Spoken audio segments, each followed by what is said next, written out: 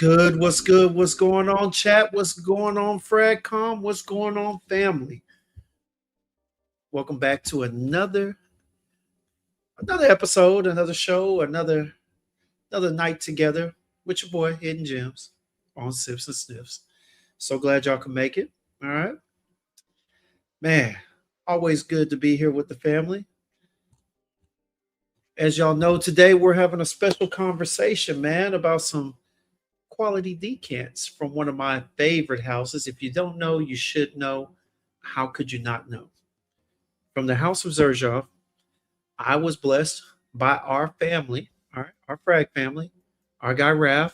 Salute to him. He's on his way up. All right. Sent me some decants of some, how do I say this? Some special fragrances that Xerjoff is offering at the moment. All right. And these things are just simply beautiful. Man, I can't wait to talk about them. I can't wait to break them down. I can't wait to hear the story behind them. Everything tonight is going to be glorious. So glorious. And we got some other ones that he sent me over time, man. And yeah, man, we're just gonna have the discussion. You see the name. All right. Community discoveries, but it should be community discussions because that's what we like to do here. But let me go ahead and tend to the chat, man. What's going on, everybody? Let me go ahead and get the first person in the room, per usual. Our guy Joel, center of the day is Xerjoff Commandante. All right, nice.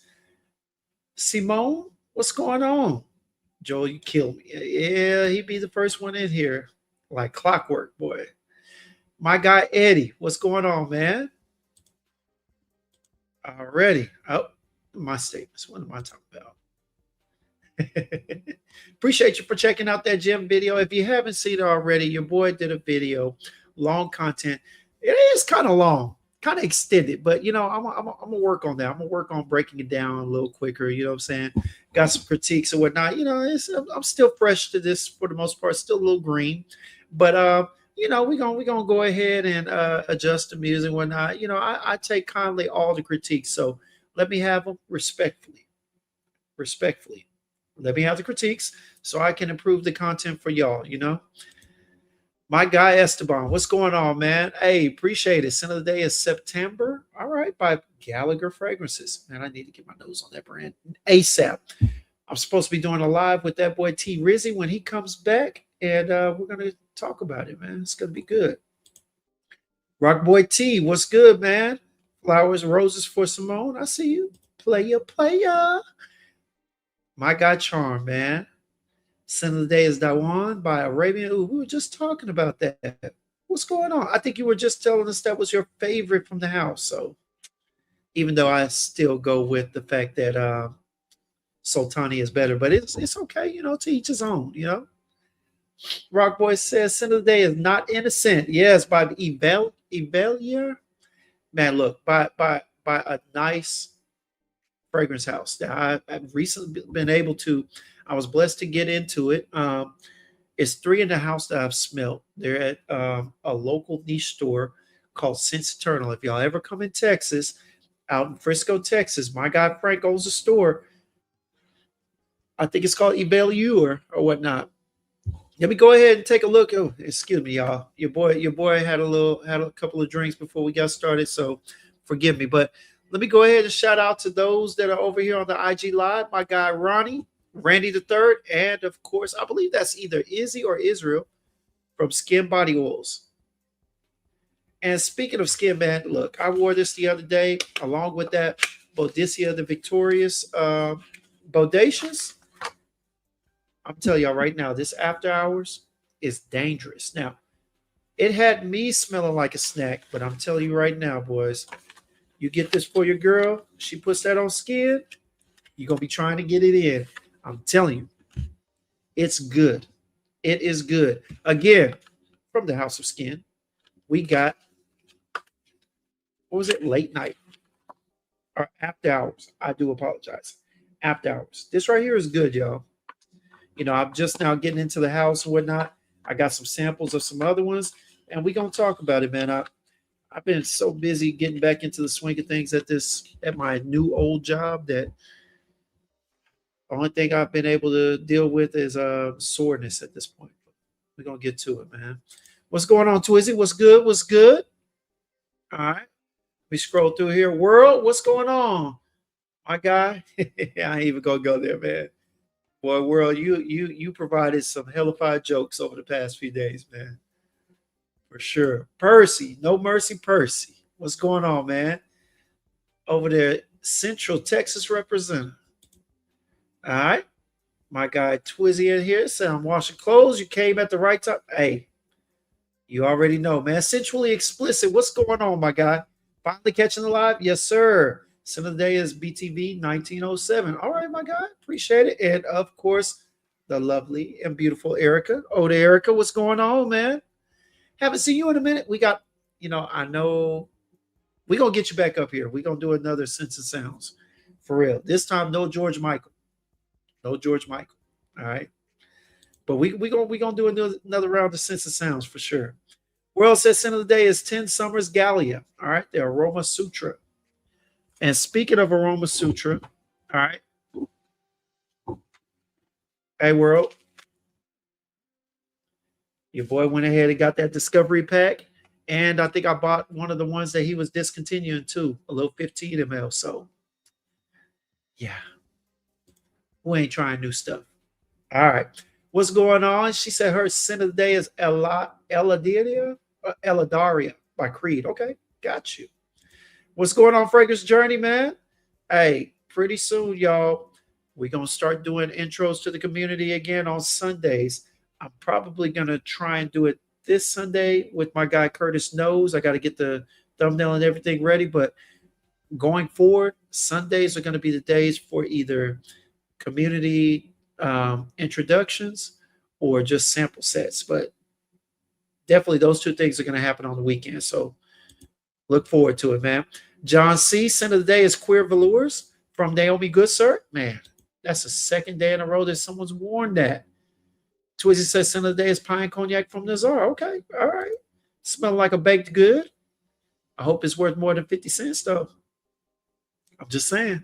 All right. Fragrance Dre says sin of the day is Bortnikov Sir Winston. Look, I need to get into that line.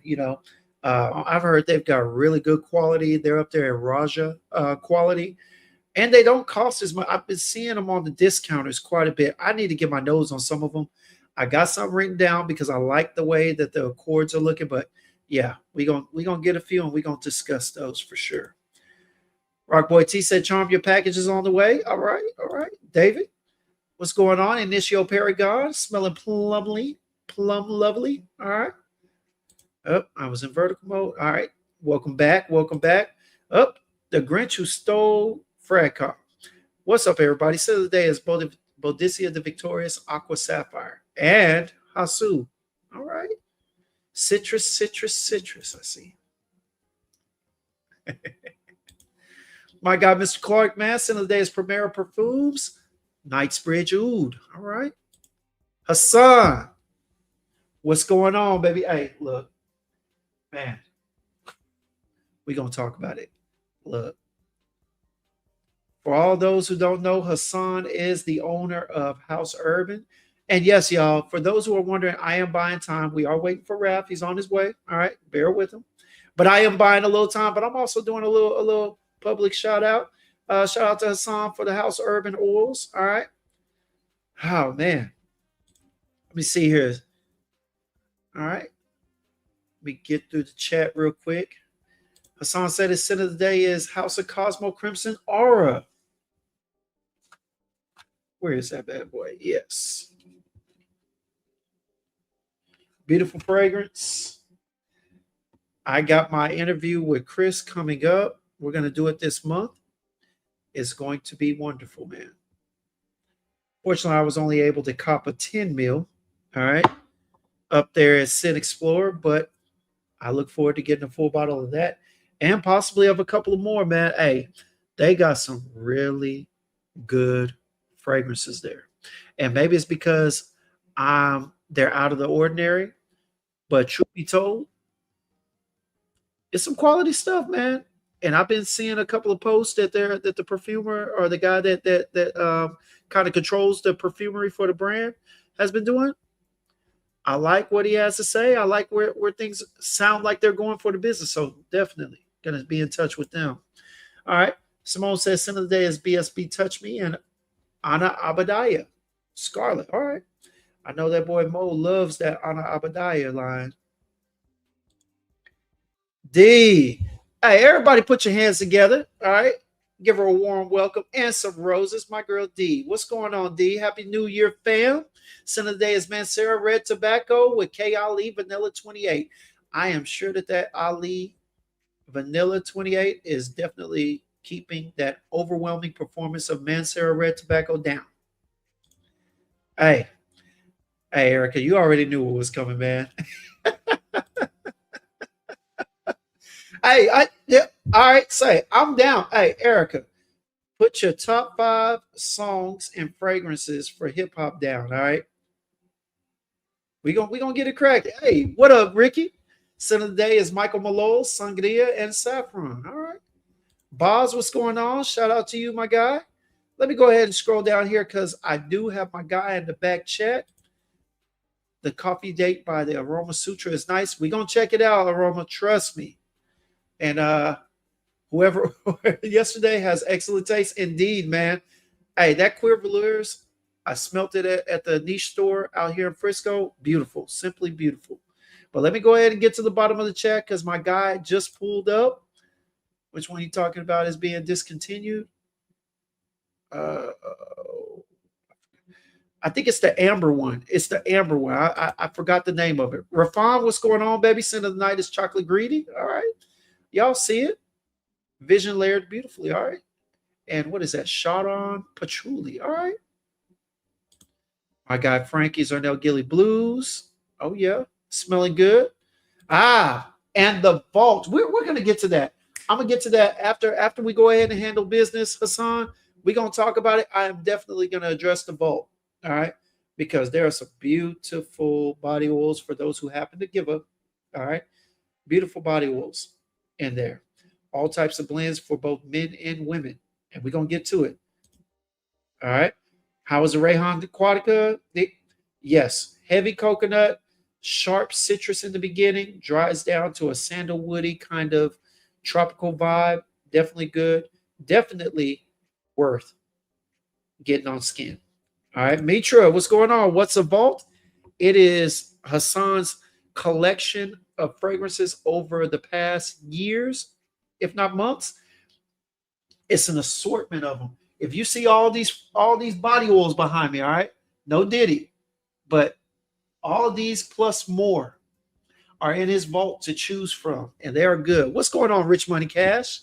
All right, and we're gonna get to it. But for now, let me go ahead and bring up our friend, our fellow Frag family member, a recent, but not too recent, all right, member of the cul-de-sac, as my guy Will would say.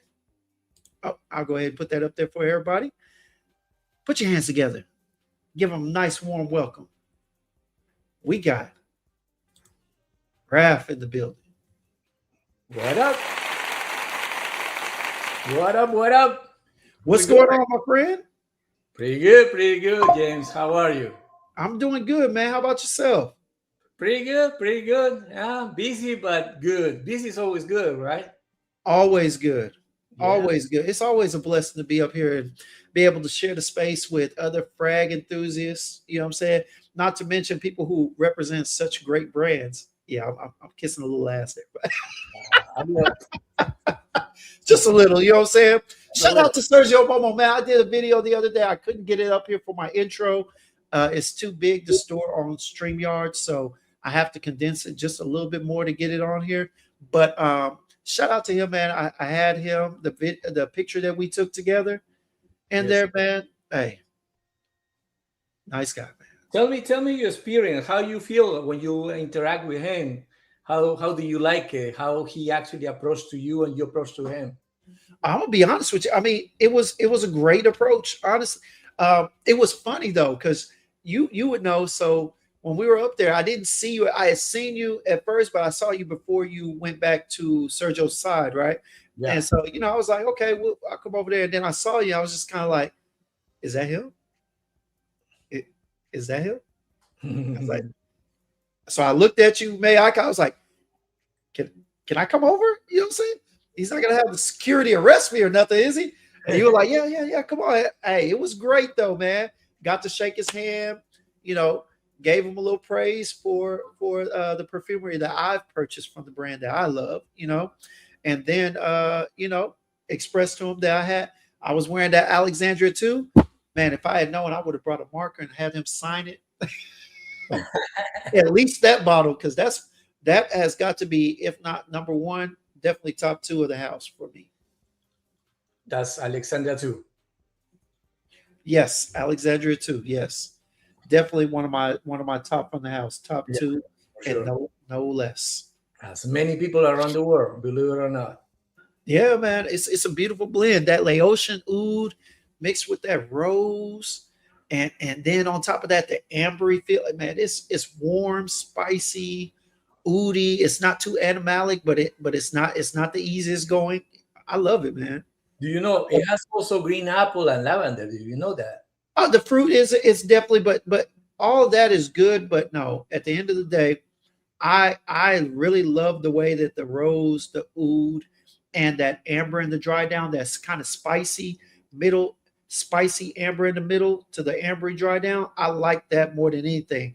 The apple is definitely beautiful in the opening, you know what I'm saying?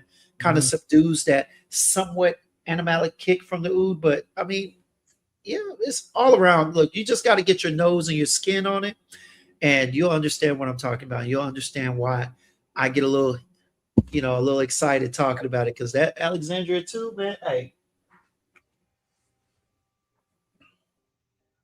always within reach. Always within reach. 100 ml or 50 ml? 100, right? 50. 50. Oh, you're gonna run out.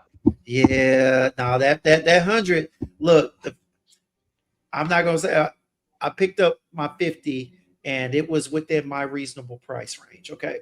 The 100 was a little bit out of it, and I needed it now because when I was looking for it, every time I went to the websites, it was gone, sold out or whatnot. So I was just like, look, give me a 50. I can't wait for 100. Then on top of that, your boy was hitting the economic crisis, a personal economic crisis. So I just went with the 50, baby. Do you know that Alexandria 2 also comes in this? Is that what is that? Is that a 10 ml? Yeah, 15? it's a 30 ml. Oh, it's a 30. Yeah, it's a 30. Look at this. Look at this. I've seen the little bitty bottles of these. You know, what is that? That starter kit that they have? I've seen it in those little bitty things, but never like that. 15 ml. Yes. This is 50 ml, and this is 30. Oh, nice. And look at the details. I don't know if I can see. Yeah, I see the design on there. It definitely looks very Arabic. And then the design of, when you see the package of the oud stars, it has this design. That's nice. That's nice. I like printed that. on the box, and it's printed here. Bro, I will tell you this. Look, the thing about Xerjoff is it was one of the first houses that I absolutely fell in love with the bottle. I fell in love with the bottle before I had smelt the juice. Okay, honestly, that's really what happened. When I bought Luxor, I did not know what I was really buying. I read the notes. I had a feeling of what it was, where it was going, but when I smelt it, it was kind of like, oh, okay. But when I put that bottle.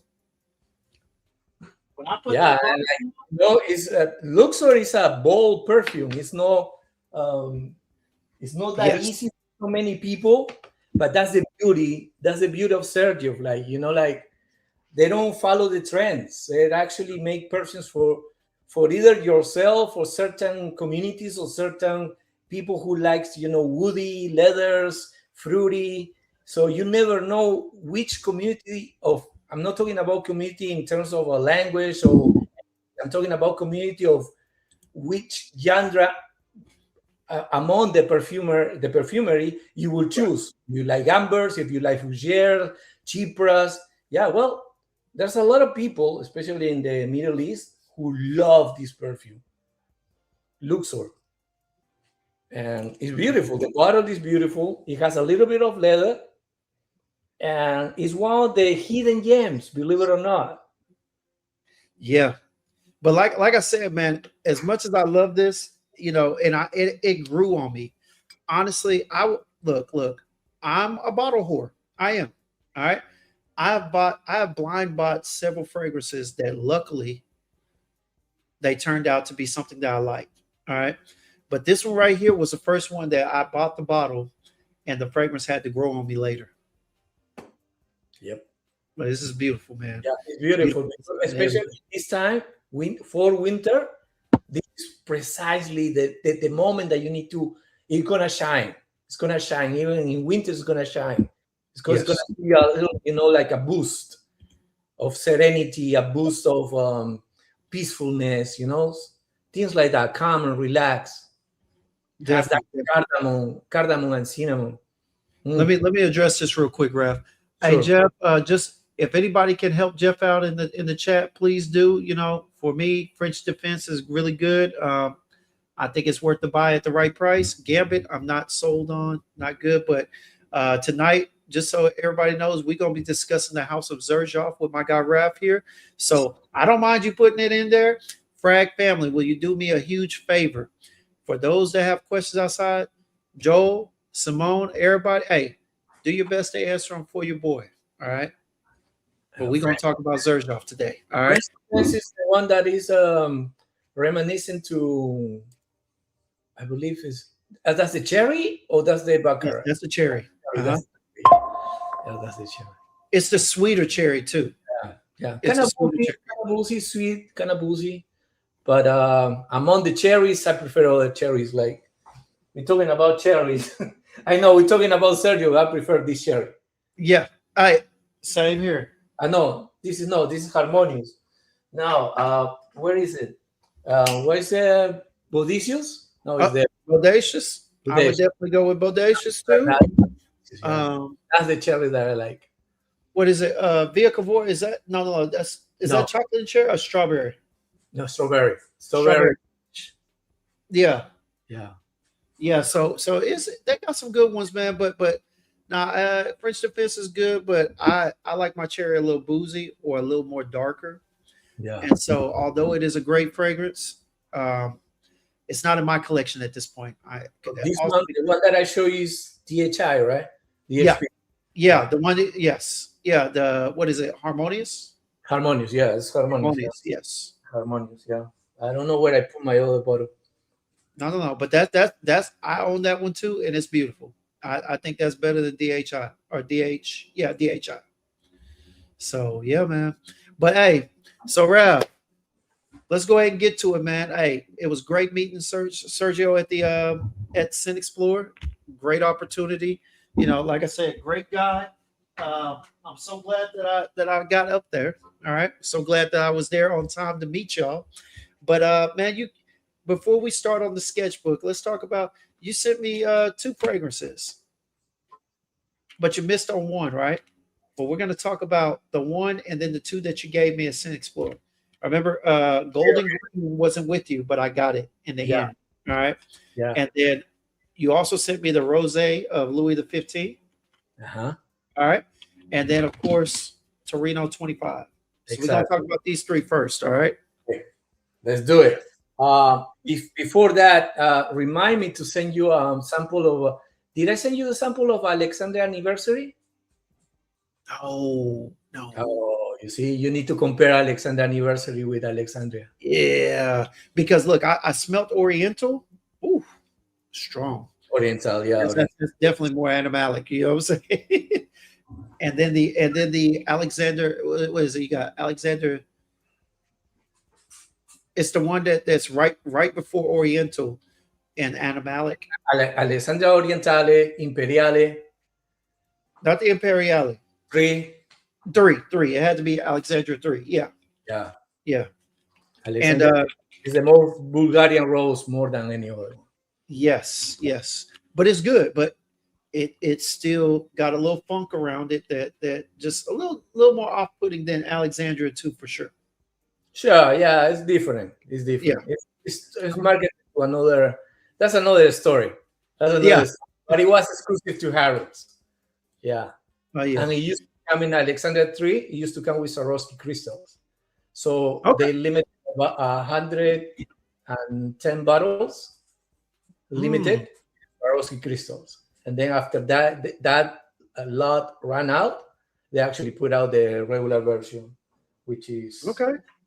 Hi, we always get one in here. Jeff wants to know our feelings towards Xerjoff Naxos, the perfect introductory fragrance to the house. Oh, I love those bottles, man. Like I said, that right there is so similar to Luxor. I'd buy it just for the bottle if I had the money. But well, he asked about Xerjoff best introductory fragrance outside of Renaissance to the house. That's you what's see next. the design here, the design, the 30 ml bottle. You see that? Yes. Yeah. And then you're gonna see it in the bottle also as well. I see it. All those designs. Okay. Yeah. And you kind of see it in this one too, right? And your Luxor, a similar one. Yeah, I like that. The symbol of the collection called Wood Stars. Okay. Yeah, that's the attention of details is precise. It's no out of the blue. It's everything is well calculated. Yes. Well, hey, Raph, we're going to go ahead and put your expertise to the test again. All right. Let's do it. We know that there's a story behind almost every Xerjoff in here. We know that you got dibs on it, brother. All right. So we're going to go ahead and get with this one because I want you to tell everybody what you know about the ATP, the Torino series, and whether or not it's here to stay or out of the way. You know what I'm saying? But we're going to go over the one you sent me, the ATP Finals, which is also Torino 25. Torino 25. Yes, sir. Let's get this on skin, man. Yeah. Good. Unbox this. It comes in this beautiful package. Oh, yeah. You know, it has every other Xerjoff bottle. And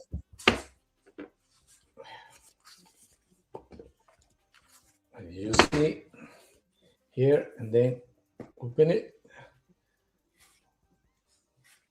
There we go. Torino. Okay. What is the reason that this blue color is because the ATP Finals at the end of the year celebrates in every other locations around the world. Since 2020, the ATP decided to actually move the ATP Finals from London to Torino. So they decided to do it from Torino 20. Raph, you there? Okay. Yeah, there we are. We got you back. All right. So in Torino, in 2025, ATP and the Niro company decided to extend for 2 more years to actually do the ATP Finals in Torino. But the contract with Xerjoff is only lasts until Torino 25. I like this. It's a beautiful bottle, but I like this. Real quick, Raph. The quartz are like this. So that's the theme. Oh, the quartz. Yeah, the quartz, the tennis court is like this color. That's a nice little blend. And the thing that I like about this one is that it's the most different of the Torino bottles. It's the one that does not follow the trend, I guess you would say. Yeah, because the other ones typically are of a certain light shade of blue. Yeah, that fades out to like a gold reflection or what. This is the one that is dark. Yeah, dark. It's not the very first one, which is very popular around the world. Probably for many people considered a masterpiece, Torino 21, which is the only Torino ATP Finals that it comes in 100 ml. Okay. Yeah, the very first one doesn't have any designs, anything, just Torino 21. And we ended up with the collaboration with Torino 25. As you see, there's the lights, kind of like the neon lights from the blue lights from the court. Then we have Torino 24, for example, that it has a same color at the bottom. Right. Then we have Torino Torino 23, which has also, you see the lights, kind of like same color. And then Torino 22 is also as well. It doesn't have any colors. It's very plain as another Join the Club collection. And Okay. these two, the very first Torino 21 and 22 are now part of the Join the Club collection, which we don't share the notes. It's about for you guys to actually perceive what you would like to perceive. If you're telling me it smells like green, okay. It smells like amber, okay. I will say, okay, whatever you smell it, because it's up to you how you feel with the perfume. No, that's nice, man. That's nice. And I got in here. I got a question I'm gonna come back to as soon as as soon as Rafan tells me what the ILM is. But real quick, let's go ahead and go over this Torino 25. So, of course, Fragrantica, which is what I'm using right now, describes as an aromatic, fresh, spicy, leather, citrus, woody, musky green, etc., fragrance. All right. And yeah, I get a lot of that in here. Now, the notes, according to Fragrantica, read grapefruit, rhubarb, saffron, ginger, suede, juniper, leather, amber, vetiver, and musk. Raph, don't play with me. Yeah, well, that's what Rafon is asking. We'll talk about later about that. But yeah. Okay. Okay. Oh, that's the one that was okay. All right. Yeah, no, it's part of also the cake collection, which you used to call Kenny. That's right. And speaking of, I'm waiting for my aura. I'm ready for aura to come in. Yes. Aura is beautiful. Bro. Yes, sir. I love the bottle design, man. They are nice. That cap is untouchable. But so in here, man, let's go ahead and go over to 25. So this is a really nice, I dare say beautiful. I like how this is put together because the leather right now is, or it says suede. It says suede and leather, but the leather suede combination is very smooth, subtle. Mm-hmm. I love a subtle suede. And see, this is one of the things I had with Defied. All right. It was rough. It was overly rough. You know what I'm saying? Like that leather and Defied was just, it was too much for me. This right here, I love how it's in the undertone. You've got the grapefruit, but you've got that sweetness from the rhubarb. And I'm not a rhubarb person, but this rhubarb in here really does well with that ginger, or I'm sorry, with the ginger and the grapefruit, but it's making it pop, but it's also providing a little subtle sweetness too. This is really good. On skin, this is really good. Do you feel the grapefruit in the opening? Do you feel that the grapefruit it gives you that kind of alluring, kind of like inviting you effect, kind of like a celebration, kind of like effervescing citrus in the opening? Yes, but I will say it's probably the combination of the grapefruit and the juniper berries, because it's not what I'm getting in there. There's a sweetness, but it's a slight fruity sweetness, right? Mm-hmm. But the celebration comes off because the grapefruit, juniper berries, you know what I'm saying? You got saffron in there and ginger. All that is almost kind of an effervescent citrus. It brings it out. It gives it a little energy in it. You know what I mean? Yes. Like it's that tartness that it starts off with that kind of wakes you up in a celebration. It kind of brings you to alert. And that's what I like the most about it. But you get that in combination of those three things mainly. That ginger and that, because they're all three very tart. I know ginger typically is a spice or it's a supplemental to make something pop. But the three of them together are really what's working in here. And that rhubarb is rounding it out well. Okay, that's my next question for you, because basically, I know what I like and I know how is this perfume was created. Okay, mm-hmm. But my question for you is like many people, especially in the online fragrance community, they like to tend like I don't like rhubarb, and as soon as they read the pyramid notes, like everybody else, they say, "Oh no, it has rhubarb," and it's like, "Oh no." I know that this perfume needs to be sampled, but how do you feel the rhubarb on your skin when you smell it? I'm gonna tell you this. Usually, rhubarb is one of those notes, much like lang lang, all right, that needs to be blended well. And what I mean by that is rhubarb by itself is never something that's just enjoyable for me, right? A lot of times I need rhubarb with something that's either going to tone it down or kind of mellow it out, because rhubarb has that, it has a thing where it's almost like a yin and yang effect in and of itself. It can be powdery, sweet, but then overly floral in a lot of cases.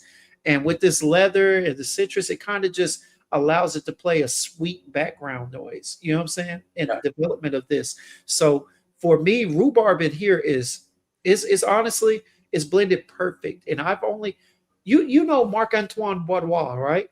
You Mhm. know the Oncelat or Oncelat. Is that how you pronounce it? Antoine Boudoir? It is unslate, but I prefer that one on top of many people praise uh, Ganymede. Ganymede. I like Oncelate. I like Oncelate. It From is the in that whole rhubarb. from the whole line, only Tilia and Enceladus are the only two that I like. And The other ones I don't like. Oncelate has a beautiful blend with that rhubarb. Yeah, And that's what I was noticing. I will own a bottle of Oncelate, but I'm telling you, the way that the rhubarb is blended in there with that kind of, I would say fougere-ish kind of citric, it has a little leather. It's really nice. yeah. It's really nice. But the way it's blended is very similar to the way this is blended with these notes. So in there, it brings about through the lifetime of the fragrance a sweetness. In here, I smell this is the sweetness. It's a floral sweetness in here, and this is It good, has man. it has that a sweetness. Like I said to you, the grapefruit comes off a little sweet because it kind of like the saffron melts on top of the grapefruit and give the ginger give that spiciness that is kind of sensual, and then it's resting with the fruitiness and the leather, and then when it dries down, if you like berry bear, you will love this perfume. If you So really so love you're berry bear, getting. Oh, my bad. Go ahead, Raf. I'm sorry. if you really love berry bear, you will love this perfume because the berry bear doesn't come off like a grassy, like earthy. It just Right. give you a little, depth and body embodies the whole entire composition from the opening to the dry down. It kind of feels like it's playing along with the leather and the suede on my skin. But you definitely it's what is it that's what would you say is probably giving it that dry feel? Because initially when I got it, the leather and the suede weren't so dry. I really wasn't getting a feel from them, contextually, like I wasn't getting a textured feel from Mhm. them in a sense.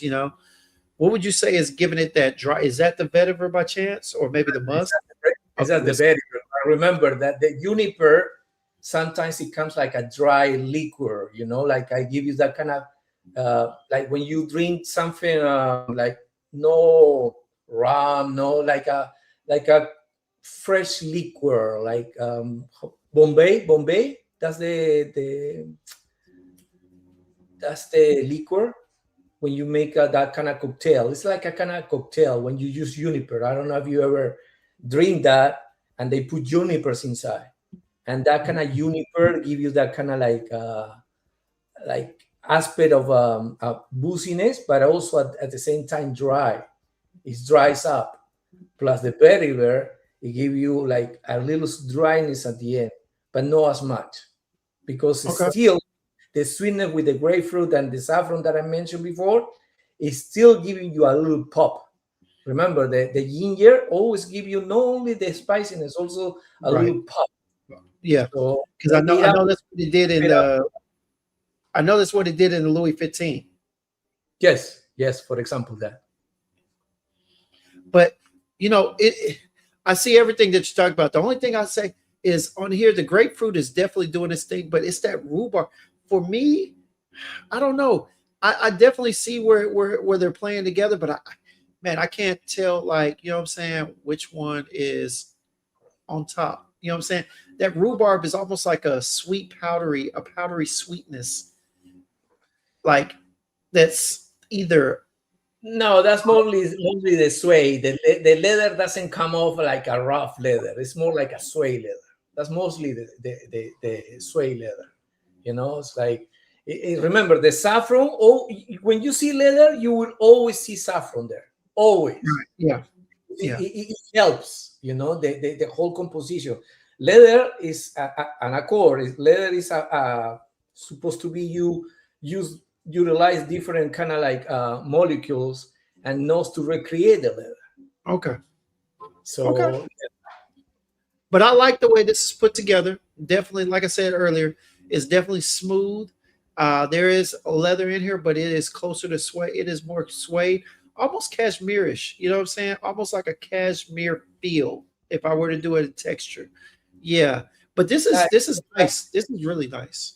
that elegant vibe, but at the same time, a celebratory way. It feels Yes. like a celebration. Why? Because it's the end. Torino 25 is the end. As far Yes. as my year, we're gonna have our meetings next week because we're gonna release something. I'm gonna tell you at the end of the live stream. All Okay, right. we're gonna release. It's gonna breaking news for you. So we're gonna talk about later because next week we're gonna release our upcoming new release, the first one of the year. Okay, but so far as I know, nobody told me about but from the team they told me like we're not gonna do it anymore. Just it. Torino 25 is the last one. Okay. All right. It's a Shout out. celebration. It's a celebration of the one of the most popular and most wanted collections throughout Man, I'll Sergio tell you Portal. right now. I think I want a bottle of this. You know, I'm not a rhubarb guy, but this and Ensalade, I think I probably got to have. If I were to ever do a review on rhubarb fragrances, these would probably be the only two that I might have for a minute. Someone Oh, wants to say hello to you. who is that? Who is that? It's Charles. Charles. We saw. He's What was it? Because you, man, and yeah. how many do you take care of, Ralph? Two. Two. Okay. Yeah, the other one is resting, relaxing. Oh, chilling. Okay, the subtle one. All right. Yeah. Real Well, quick, real quick. I oh, have a, I okay. have a question right here. I have a question right here. So, and shout out to Money Burner, man. I appreciate the super chat. He said, respect to Rap and Jims. Happy New Year. Happy New Year, my guy. Happy New Year, man. But I did have a question, just a quick one. I'm going to kind of chime in with the chat here and there in the midst of it. My guy, Money Burner, all right, wanted to know a good Fougere vibe fragrance from Xerjoff. All What right. would you? Sure. First of all, congratulations to Kevin. You know, I know he became a father a year ago, and now he's expecting a second one. So congratulations to him and to his wife.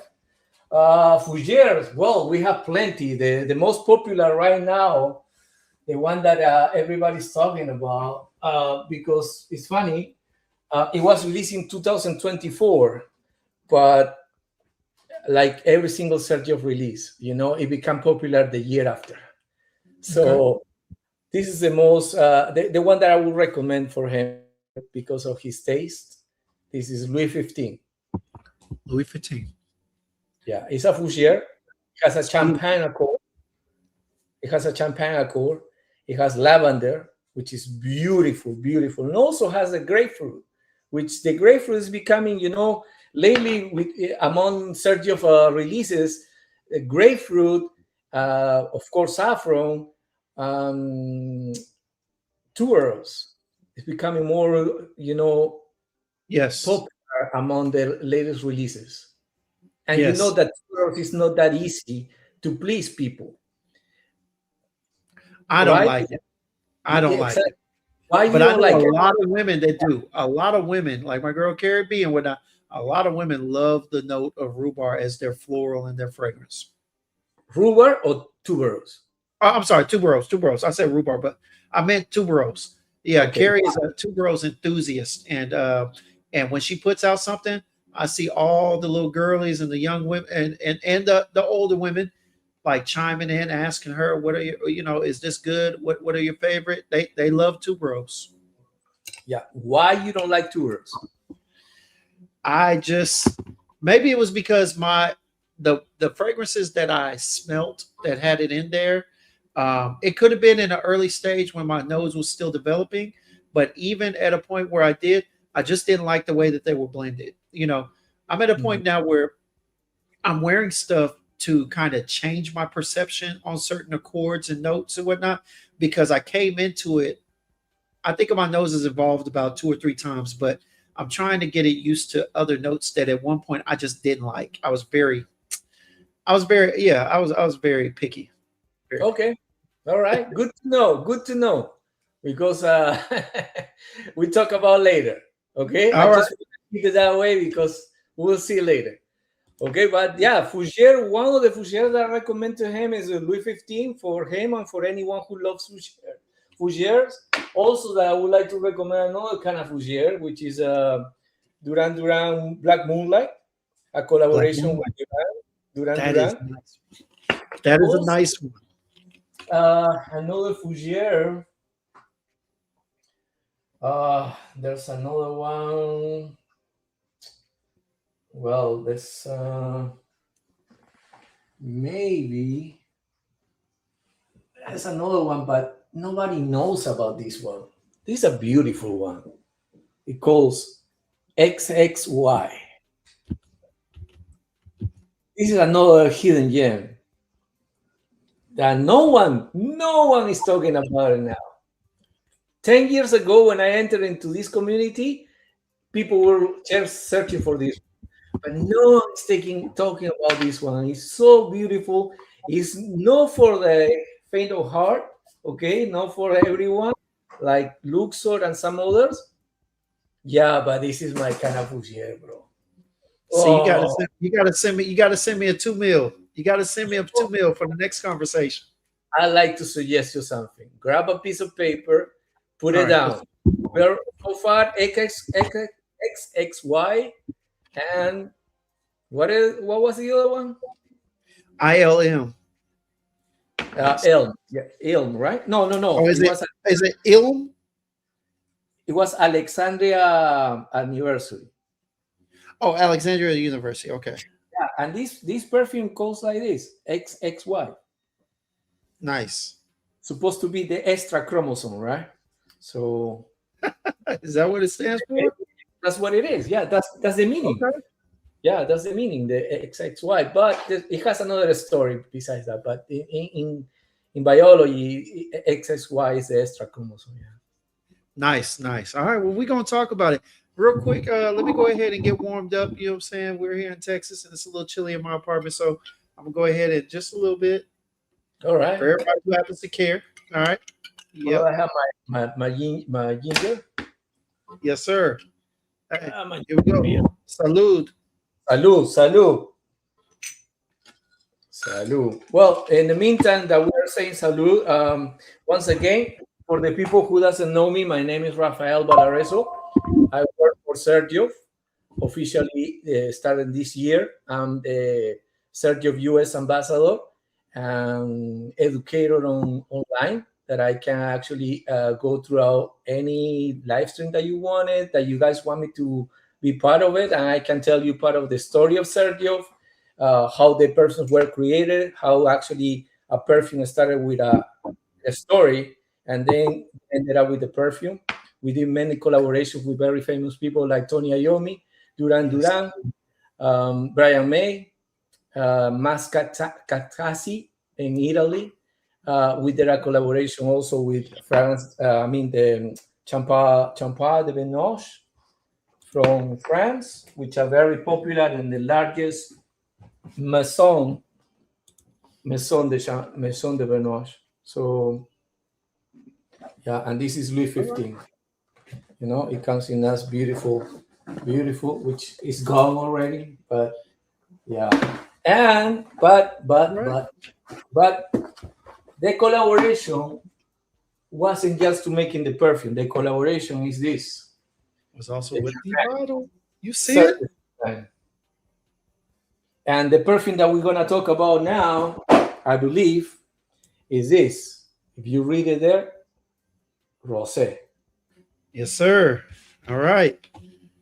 Which, And here we go. My man provided this to me at Scent Explorer. I was like, hey, now I got the original one, but I might need to go ahead and pick that rosé up. I don't know. I haven't smelt it yet. So we're gonna go ahead and get the first smell on skin. That's a nice bottle. That pink shade in there. That's nice. My guy Dutch, I know he's over there contemplating how he can pick up a bottle himself. Let me go in here real quick. All right, let's get it. And yeah, for those who are wondering, yeah, Raph is a big part of our community. Like I said, we kind of share him on the lives. Do with that as you may. All right, but and yeah, man, great guy, great storyteller, very informative. All right, and very informed when it comes to the House of Xerjoff. Love having him up here. Uh, just all around great guy. You know what I'm saying? So for those who do have channel, reach out to him, man. Hey, one thing that Rap's gonna do, he's gonna tell a story. You know what I'm saying? And it's gonna be a good story. He's gonna give you background, he's gonna give you detail, everything. And that's why we love having him up here. But hey, this is Louis the 15th Rose, y'all. Off top, you get a blast of rose. And I'm talking about a fresh rose, a powdery kind of petalless. It's almost like a powdery petal of a rose. And I only know that because I just ended up getting some roses for some. All right. nice. Y'all Nice. already know. So I bought her some roses, took care of that. And man, when I tell y'all, this literally brings back when I was over there at Tom Thumb, because that's where we got to get them from nowadays. When I was at Tom Thumb, and I was just smelling them. This is nice, Rev. Yeah. I want to ask you because you picked up the roses right away, which is really remarkable that you picked the roses right away. I know it's rosy, okay? Yeah. It is rosy, but the fruitiness in the opening is like a very like a quick splash of fruitiness. Do you pick it up any fruitiness that actually you can describe? I'm gonna be honest with you, Rev. I really don't get much of anything fruity in the opening. I'm getting a fresh rose petal, almost like a bouquet. This literally smells like I'm holding my nose up to a fresh rose petal. Seriously. I am really not getting much fruit. That's the thing that's interesting because you say that I'm like, fruit? Yeah, for real. For real. It has two remarkable fruits there that Okay. is like they're not staying for long, I wish. But in the opening, it's like to me, it's kind of like the appealing side of this perfume. Because there's millions of roses perfumes in the market, right? But Yes. what is put this Louis 15 Rosé outside of that kind of like a rose perfume bubbles. This is the way that it comes. Okay, this is I just showed the outer box. The outer box is this, in a rosé, in a pink box, the outer box, and this is the blue box, which is reminiscent. There's another attention to details, right? I just mentioned to you that everything is in match. It's not just because pure casualty. It's not because they make it up. No. Look at the box of when you buy a Louis 15 champagne, it comes in this blue box, okay? And blue box as well. You see what I mean? Yes. So it's like you open a champagne, but now you're gonna open the perfume that they actually get inspired by the champagne. Yeah, and this man, is that's nice. It's the same opening. It's very similar to what you got on the Louis the 15th. It's the same collection, but as I mentioned before to you, the very first collaboration with this Champagne de Benoche was this one, which is Louis 15, the very famous one. and this is Blanc de Blancs. I don't know if you can really see it over there. Yes, I do. I do. It's hard. It's a little, but it's focusing it quickly. But Yeah, yes, Blanc de Blanc. So that's the champagne that is here inside of this bottle. What it was is the Louis 15. That's inspired by the Louis 15. That's the okay. inspiration to make the Louis 15. And the rosé is this bottle, and it says rosé there. You see what I mean? So Yes, when you're drinking this champagne, it's exactly what you smell it here. And this champagne has raspberry, and it has what else? black currant and pear. Now, I Pear. will tell you this. I will tell you this though. I'm really not picking up the pear. Maybe it's a little light on my skin, you know. Mhm. But what I am picking up right now is that now that that rose has died, and if you get a chance, you can if you can't answer what type of rose is in here. But now I'm starting to pick up a very powdery plum with a. I am getting a little bit of a raspberry feel, a little bit of a kind of tart sweetness. You know what I'm Yeah. saying? I don't Mhm. know if it's the raspberry or the black currant. Both of them kind of have that effect as fruit and taste. So I would imagine that either one of them could be doing that right now. But I do get that powdery, soft plum in the undertone that it's starting to come out a little bit. But Yes. initially, I didn't get it. I really didn't get a pear. I wish I had because I like a pear note, baby. Yeah. The problem is like as you said, which is I mentioned to you that it's remarkable that you capture the essence of the rose there. It's because it embraces right away the fruitiness, like overshadow the fruitiness. I wish the fruitiness stay longer, Yeah. for people getting more appealing, but that's not the meaning. The meaning is like we're gonna recreate a perfume that actually smell when you open this bottle. Right. Okay. Okay, so it's about like I understand like nowadays, especially online, people like to be pleased by the perfume. Oh, you need to please me. Give me something appealing. Yeah. Give me something that is overpower or with Uh-huh. wood and things, vanillas and things like that. Yeah. Well, if you want that kind of perfumery, okay, that's no niche, in my opinion. It's not No, becoming. you're right. You're It's right. not becoming. It's becoming another kind of perfumery, but that's no niche. Niche luxury niche is very dedicated to a story, dedicated to a collaboration, something unique, Yes. something that I smell it in different other brands or in many other people. So that's the Yes. beauty, in my opinion, my humble opinion. What I love this brand because they actually make perfumes for a story, and then it's up to the customers and the market to actually select which one is actually resonates with you and your skin. Sure. Sure. And I truly appreciate that in Xerjoff and several other brands, I definitely appreciate that, and man, I tell you, and the complication is not one that's challenging, it's just one that challenges you to figure out what works for you. That's the thing that I love about certain houses, especially in the niche realm. You know what I'm saying? It's not that they're better, but when the house actually challenges you to figure out what your profile is, because everybody can go to a store and say, oh, I love Rayhan Aquatica. No knock on them.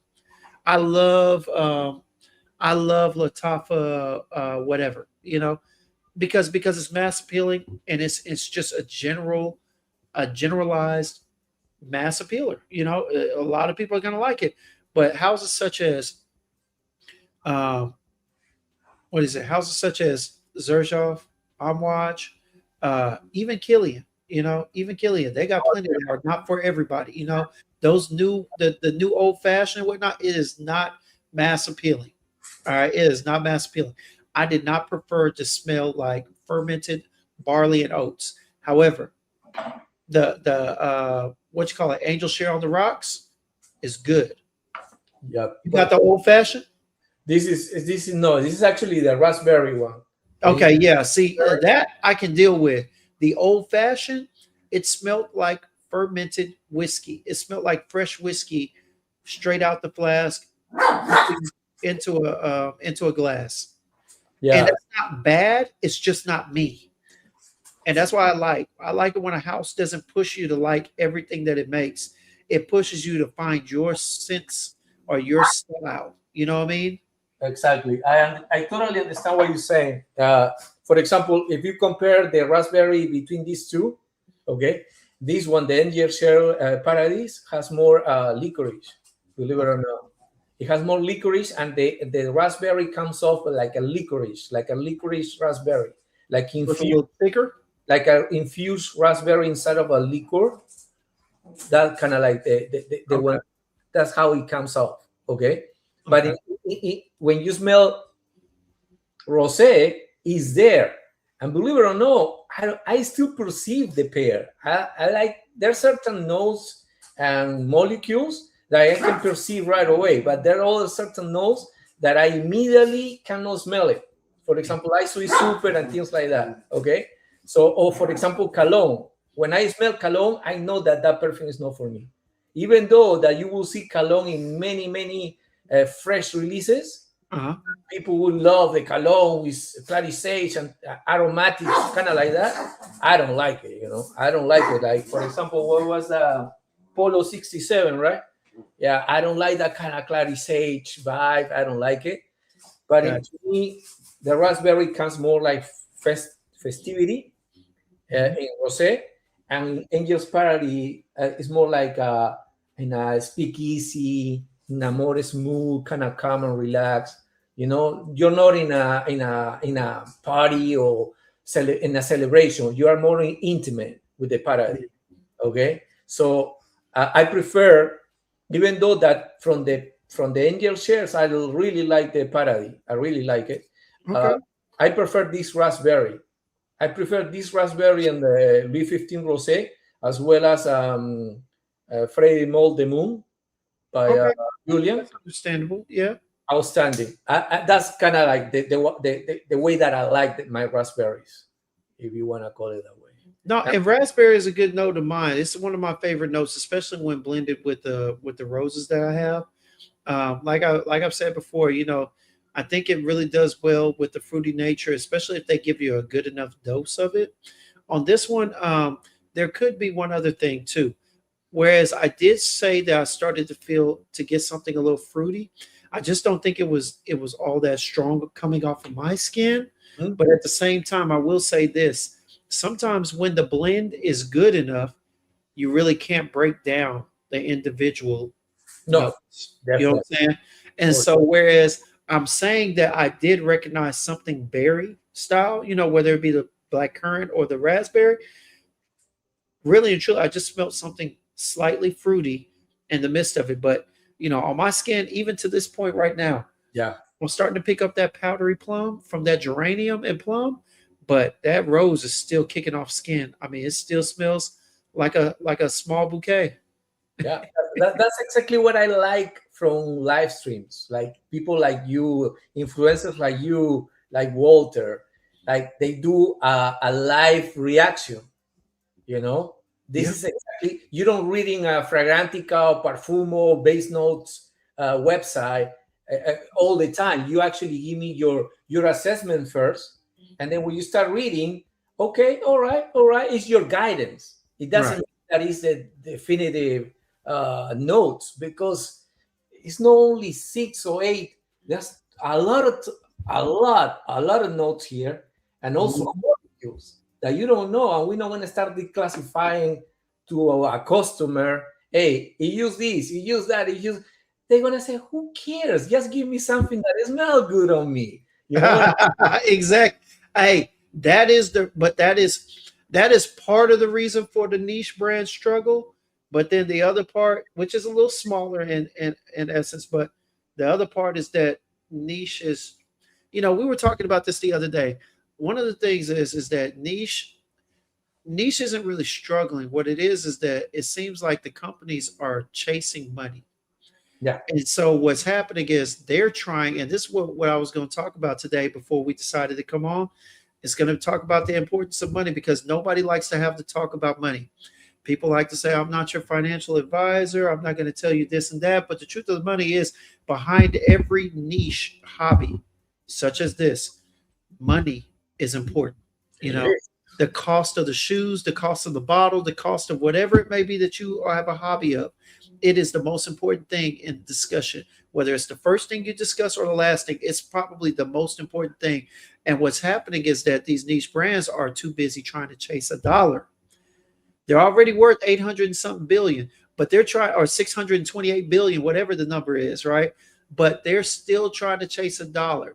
And I'm not saying that they're worried about the colognes, but at the same time, I see some of these brands. Thank God not Xerjoff. Thank God not certain big namers. You know what I'm saying? But I see certain brands trying to chase this mass appeal to attract the younger generation that has kind of flipped the scale from clones being down there. You know what I'm saying? Money wise, to elevating a little. I see them trying to chase their attention with quite a few mass appealing fragrances. And I hear quite a few reviewers and people that have always been supporters of the niche brand at those prices say, "Hey, man, I'm not about to spend this money on something that damn near smells like YSL." You Yeah. know? But you touch a really important subject, like when you mentioned about the Middle East. Like unfortunately, many people doesn't realize that the catchy, it's like a catchy phrase. It's like a catchy, like when you don't read the fine print. Like the fine print in Middle Eastern perfumery, it is what it is. It's just the opening. It's your, like, that little fine print that is in the really bottom of a page Uh-huh. is the opening. And the opening, what is the opening? They're gonna attract you with the opening and the longevity of the perfume. That's about it. Just Yeah. wait. True. I just wait until the dry down. It's not the same. It will never be the same, because lately many companies are cautious that this kind of, like, I don't want to call it atrocity, but I already did. Like, many brands in the Middle East that are like, oh, give me something that is popular. Yeah. Of course, you just want to capitalize with that. Okay, all right. But you won't, because many brands are actually protect themselves with exclusive molecules that you will never have it, even if you buy the same sort of resources or materials from those flavor houses, but they will never sell you something that they already sold to big companies and big corporations exclusively. Right. So when someone is telling you it smells like 80, 85, 90, don't believe in that. No. If you don't like Sergio, it's okay. There's plenty perfumes out on the market. Yes. Don't come to me like, oh, it's another clone, it's another clone. Yeah, but because you don't supposed to have 10 bottles of perfume if you don't want it. No, Okay? you're not. No, You you're can have 4 or maybe 2 or maybe just 1. But if you spend for 10 Middle Eastern brands bottles that you won't not even finish one in 5 years, you can have only one that it will cost you probably a certain amount of same money that you spend for 5 or 10 bottles from that area. Yeah. So read the fine print, don't go by the opening, let it dry down. They will never send you samples, because that's the catchy. That's the catchy thing. They will never send you samples because they are so affordable that it's ridiculous to send you samples. Just figure it out, put the pieces together. If they don't sell you samples, it's because the price is so low that it will be accessible for you to buy. Right. Right. And and we'll get into it. They're doing their thing, but it's the thing I was touching on is the fact that, we had a guy on here before, and he stated something that I feel is true. Niche should be set in the market. niche should be challenging everybody beneath them, designer and clones. And like I said, I feel like more so recently, niche has been filing a suit. You know, niche has been chasing the customer instead of giving their loyal customers what they've been purchasing all this time, right? Yep. So yeah, but that's a world. But no, this Louis the 15 Rose, yeah, I can't get enough of this. This and the thing that's beautiful about this, y'all, that I love about this is that this is actually even so ideal for layering. Yeah, I heard some people that they bring laying with the very first one and this one. Yeah, They like that, and that's about it. I never heard anyone layering with another perfume, but I heard that they're layering, and it's okay. That's great. I never layering. Actually, I will layer it just to give it a try. yeah, I'm not keen to layering perfumes. I like to like keep it that way, and yes, layer is definitely. something very subtle, like a very probably a white mask or a very powdery perfume, like a very neroli perfume Mhm. that I can add something else, like to make it more kind of like playful, you know. Yeah. So But that's about. that comment really wasn't for me. I don't really layer like that. I layer with body oils, you know. Yeah. But there are plenty of people and reviewers that are now starting to get into layering, suggesting layering combos. Me personally, I take a lot of my fragrances as if they're pieces of art. Okay, Yeah. and I'm gonna tell you this. You know, um, I don't want somebody to draw over my already priceless painting. Okay, and that's kind of how I feel about it in a lot of cases. That's why I don't really do the layering stuff. I feel like if I smell a fragrance and it feels like it's missing something, I don't need to buy it. Yeah. So that's it. Because I think it's in my mind, it's not a knock on anybody who does it, but for me, it's kind of insulting. You know what I'm saying? Like if I were to give you something and then you were to put something else on top of it and be like, "Oh, it's perfect now." It's kind of like a slap in my face saying, Well, "So there's certain brands that actually sell some sort of like a layering experience, you know. So basically, they give you an amber, they give you a musk, they give you a fruity, they give you a rose, a floral.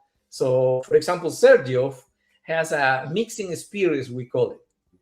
It's a mixing experience boxes, and it's only two. Do you know about those? no, you're updating me now. I knew nothing about them. Well, let Tell me the show. story, Ralph. Tell the story. You know that's what we're here for, baby."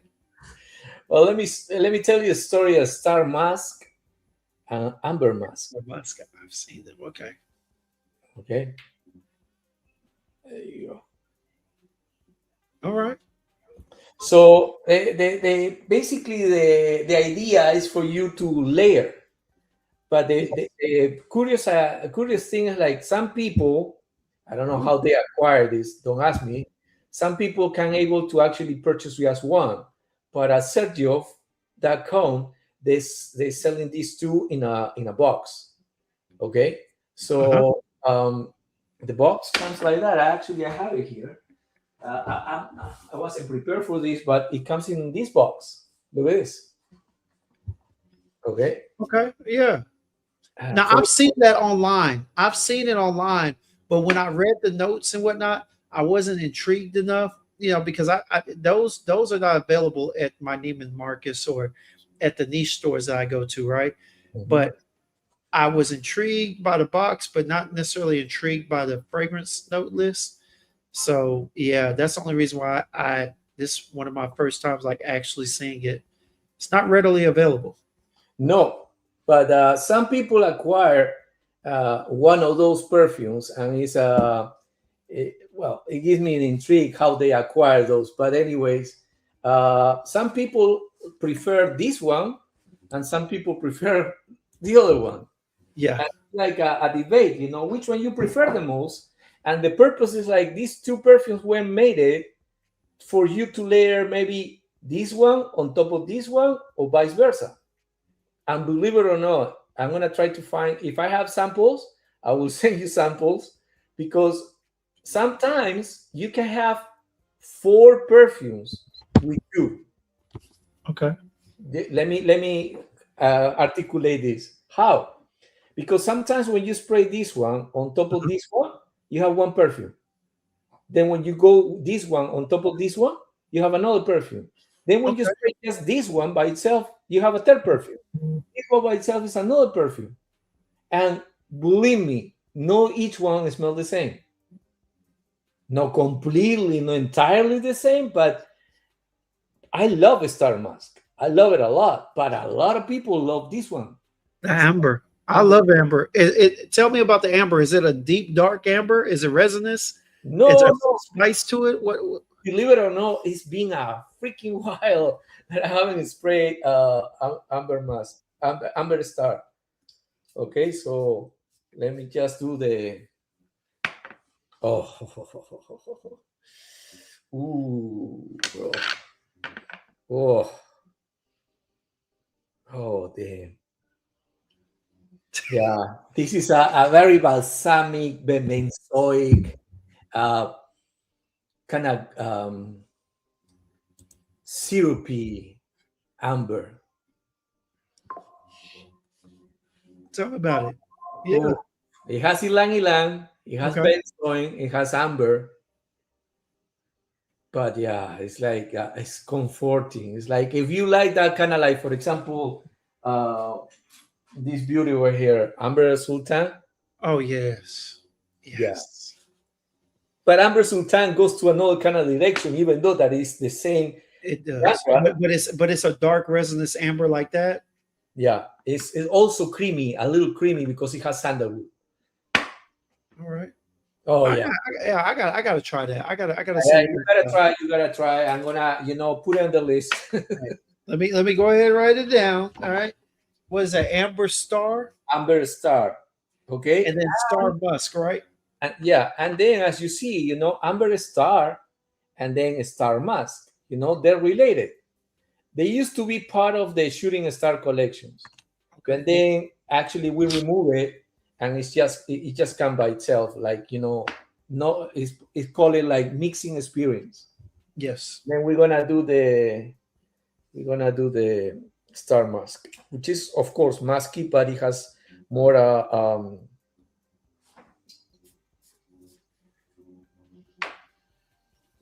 yeah, this is dusty. This is dusty, like a dry mask, like a very dry white mask. Okay. And believe it or not, it's a little bit citrusy in the opening, just a very citrusy mandarin there. But it's dusty. It gets dusty, creamy, it has sandalwood. It has sandalwood.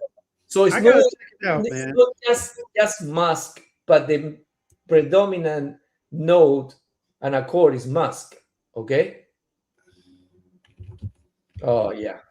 So it's totally different story. Like, it's hard to tell you, but to me, I like this one, the Star Mask. I like it more, but believe it or not, when I apply a Star Mask on my skin 1st and then Amber Star, I like it better. Okay. Instead of the Amber first. Okay? Star Mask, the Amber. I need to get my nose on it. Ref is talking hot money like this. I got to get my nose on it for real. I'm gonna do it because it's been a long time that I haven't do it. I'm gonna do it. Man, we're talking about I don't like to layering, and look at me layering now. Nah, man. Look. Hey. Who was the one who actually asked the question? No, it was just a statement where someone said, Dutch said, we're not layering over here. He said, leave that over there on the other side. You know what I'm saying?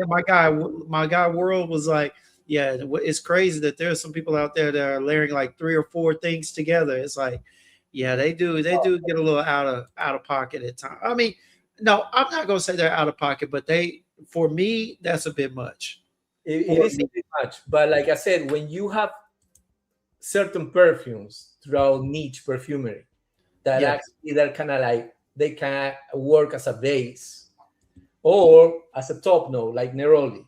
Okay, you can actually go a little bit and build a pyramid there on top of your skin. Okay, Right. but in this case, for example, you see, I spray star mask here and amber star here and star mask here. Okay, and when I spray on my skin the way that I told you, oh, I Yes. prefer this combo just individually. Compared to individually, I prefer this layering. Okay. It's funny because I said like I don't like to layer, but I remember that's why these two become a really hidden gems because no one is talking about these two, unfortunately. You heard him. You heard it here. Star Musk and Amber Star. All right. We have, Hidden gems combination. we have another one, but I don't want to go for it. We Yeah, talk we'll come back to that. We'll come back to that. All right. But let's go ahead and go to the next one. So it's time to go ahead and start talking about the main reason why we're here. And that is to talk about the sketchbook series. All right. Now, let me move some stuff to the side. Yo, my guy Ralph is a gracious guest. Okay. A gracious guest. For one, your boy got me something. He gonna have me over here walking around like the dry down, yo. Gave me a little handkerchief so that I might be over here walking around, turn this into an ascot or something, you know what I'm saying? Nah. But no, he gave me the handkerchief, you know what I'm saying? The Xerjoff handkerchief. You see the X. You see the X. also in the middle, in the middle. In the middle? Oh, Yeah. oh. Yeah, y'all see that? Man, look. All right. Yes, sir. And he sent over some samples, man. And oh, interesting. So I did get a sample of Torino 25. All right. So we're gonna add this to the next giveaway because I'm Okay. already convinced I'm gonna get it. I'm gonna get it. Nice. Eventually. I'm gonna get it eventually. That and Torino 21. I'm going to find it. Okay. All right. Let's see real quick. Let me go to the chat real quick, Raf. Dutch said layering is cool with certain things, but layering masterpieces is crazy. Yeah. Yeah, I agree. Right. I totally agree with that. Who said that? Yeah. Eddie Callahan said, I'm a bit new to niche houses, but is there any similarities between Xerjoff and Sospiro? And the reason I ask is because the bottles are very similar. Raph will answer that for you, baby. Yeah, let me go back to the same story. Many years ago, when the brand was released, they decided to release a brand called Sospiro, and that's where actually Erba Pura and Accento were part of it. Hey. At a brand inside of Sergio portfolio. So Sergio used to be, let me show you. By the way, this is 54 from Sebastian. Hey, Really? hey, Raph, Yeah. you're in good company, baby. Oh, you have it? Yes, sir. Nice. This is really freaking good. Sebastian did his thing with this one. Yeah, he is like that piña colada, bro, with patchouli. Beautiful gourmand. It's so beautiful. Well, let me tell you, okay? Because since I like to educate, I like to tell the story. I like that because many people were creating different stories, and like not true, you know. So this is Sergio, okay? And Sergio has Wood Stars collection, Shooting Stars, 1717 collections, and then also they have this other house which is called Casamorati. Well, you can see your liras, your Dama Biancas. You see, you have the lira there, all right? I got the Italicas. Yeah, the Italica, for example. Okay. So that's Casamorati, as you see, Casamorati. All right. So then the house that it used to hold Erba Pura, Accento, many others from that house, it used to call Sospiro, as you can see. Sospiro here. All right. And then the bottles of Sospiro, let me finish with that. Let me finish with the 4 house, okay? And the 4 house is Kemi. And Kimmy. Okay, yeah, yes, and that's yeah. So basically, Sergio used to have 4 houses, okay? 4 houses, all right? But there was a little issue with Sospiro. And then we decided to pull out many of our fragrances and names, and we actually put it inside of the Sergio collection. Okay.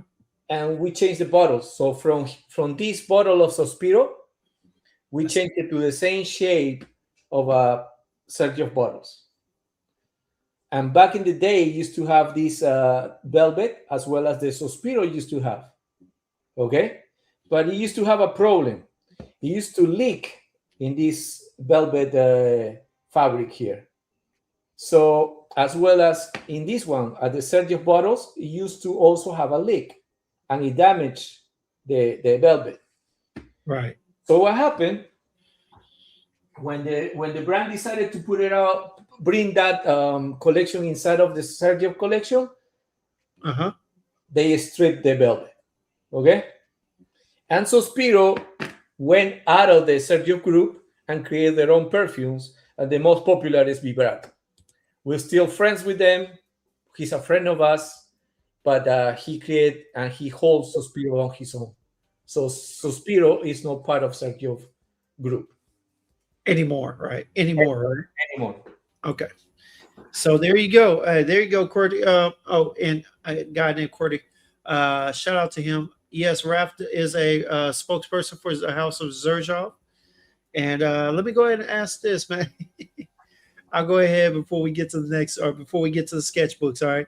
My guy, Old World, wants to know, can you find him a couple of old Kimi bottles that he can pay for? Oh, that he can pay for. I don't know about that. If you want to join Sergio That's Amore Facebook group, you can find some people. I don't allow anyone to sell bottles over there because we don't want to, throughout Sergio, throughout Facebook fragrance groups, there were a lot of scams. So I like to avoid that kind of procedures and things like that. I don't want to deal with that. So I don't allow anyone to sell. But if you see someone there at the Sergio group, maybe they can guide you who sell this bottle. This is the one that he's looking for.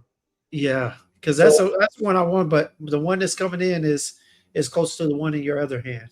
Yeah. Yes. So this is the old bottle. This cup is super heavy. That is nice.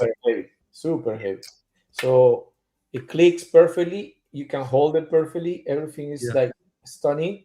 And if you can see the design of the bottle, you see with the case over there and things like that. Okay.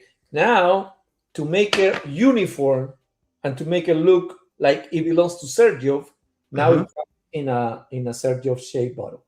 And the cap is the same like Egyptian crown cap that we have. And then, believe it or not, you see where ended up the case? The case on the top. Yes, sir.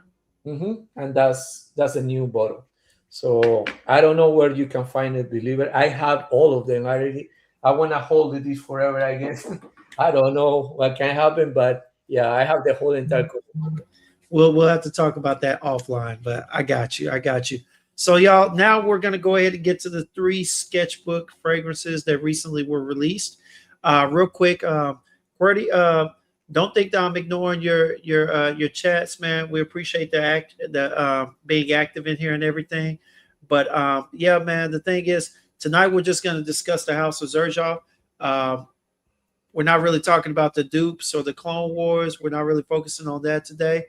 But trust me, we will be discussing it at some point in depth. But tonight we're just going to go ahead and talk about these new releases, man. While I got my guy here, I know he's a busy man, so we're going to try and capitalize on this time that we got him behind the camera. So my apologies, man. Hey, if you can, you see where you can reach out to me and the other social media spaces, IG or whatnot, and drop your question with me on there, and I'll do my best to get back in touch with you as quick as I can, man. Appreciate you for coming through, though. Hopefully this doesn't keep you from tuning in. All right.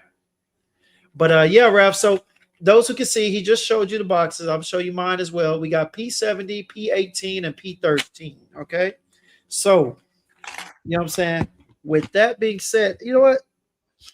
Shout out to my guy Dutch. I know he passed one on. We're going to do that one last. All right. And if you got a minute, I'm going to go ahead and send the link to him when we talk about it, because Dutch has been very, very active in his appreciation for that particular fragrance. All right. Yeah, I can tell. P13. He said P13 is elite. So I'm gonna set that to the side, and we'll get him to come up here and have a little chat with us on here. All right. But first off, let's go ahead and talk about P70, because that one right there. Look, all three of them were absolutely beautiful to me. And the thing about it is, let me say this, okay?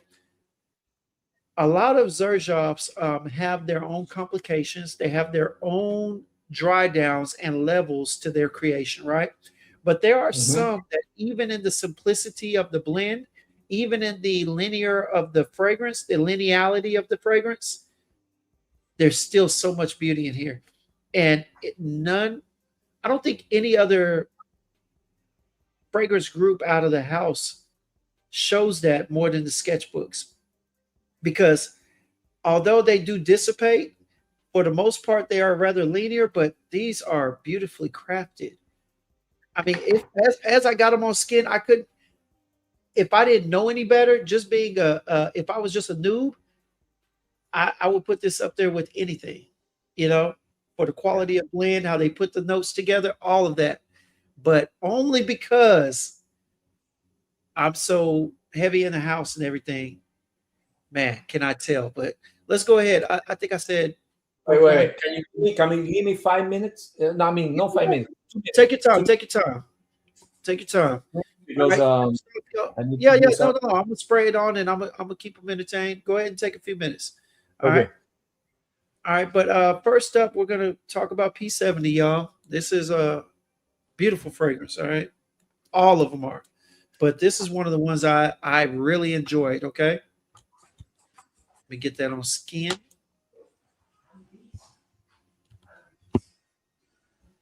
All right.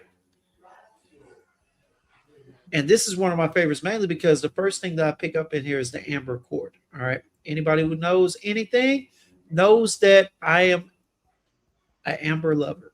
Okay. Rafan, let me see. Oh, his opinion on Kimmy IL. Yeah, I did. I could have sworn I did, Rafan. When he gets back, I'll ask him to restate it if he didn't already. Okay. But y'all, first up, we got P70. All right. So let me do this real quick. Raph, I'm going to go ahead and do a share screen real quick for this. Okay.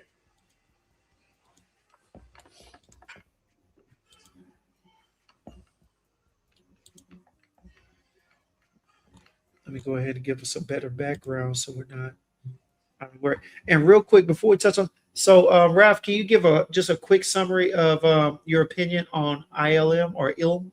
Yeah, let me spray it. Okay. There we go. There we go, Rafan. He's going to give it to you now, man. All right. Meanwhile, I'm pulling up P70, y'all. This is what the beautiful bottle looks like if you have that $1,000 to spend on it. Oh, man, as gorgeous as it is, that price is ridiculous. And shout out to Rico, Fragged Out, Swagged Out. He was in the chat earlier, man. Shout out to my guy.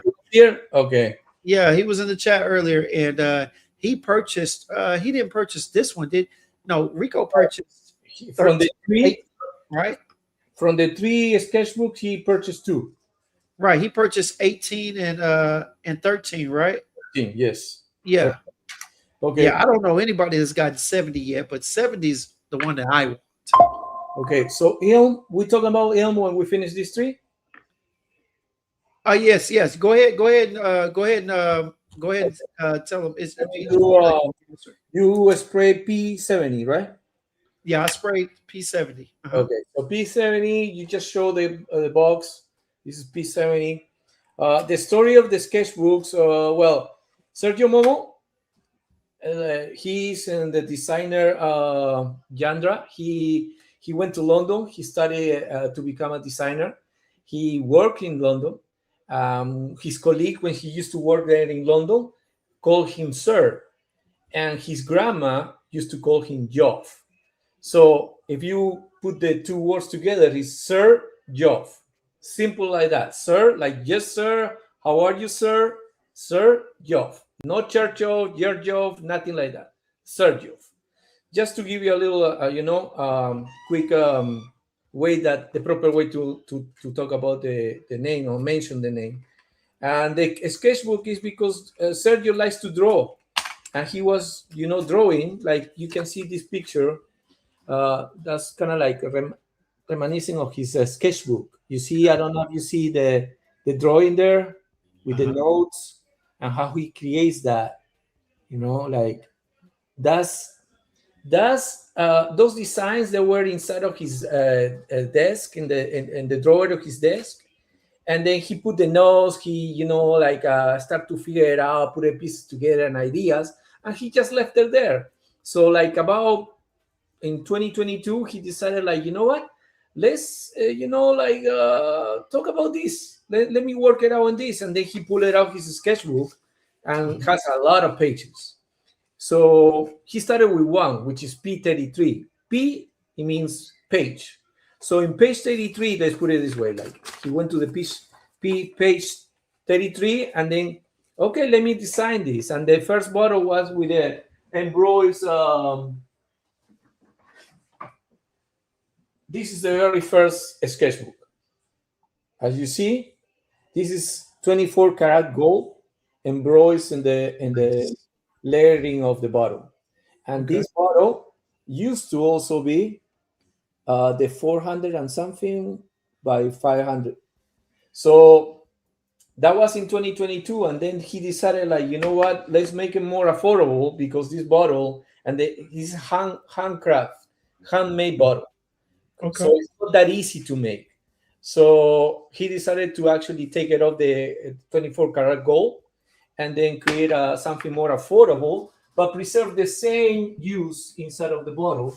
So he actually released last year a P33 blank page perfume. Same bottle, but I'm just gonna put no gold writing on it.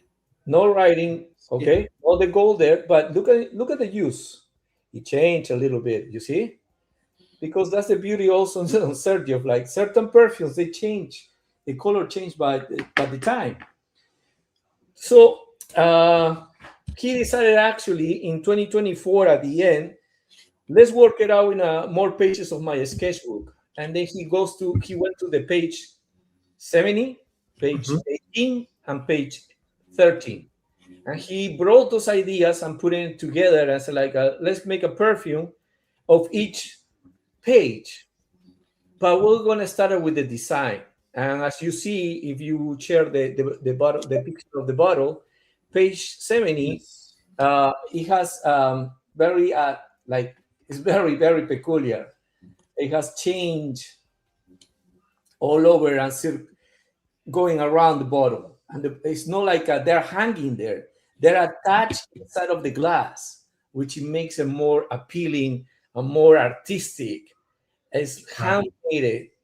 And what is the meaning of putting the chains there? It's because this new kind of like a collection inside of the collection, it has an appealing kind of like a theme, like, more like a lust, more like a close encounter. So the reminiscing of the chains is like, like it's a seductive way when you put change when you are actually with your loved one, some sort of way. Yes. Okay.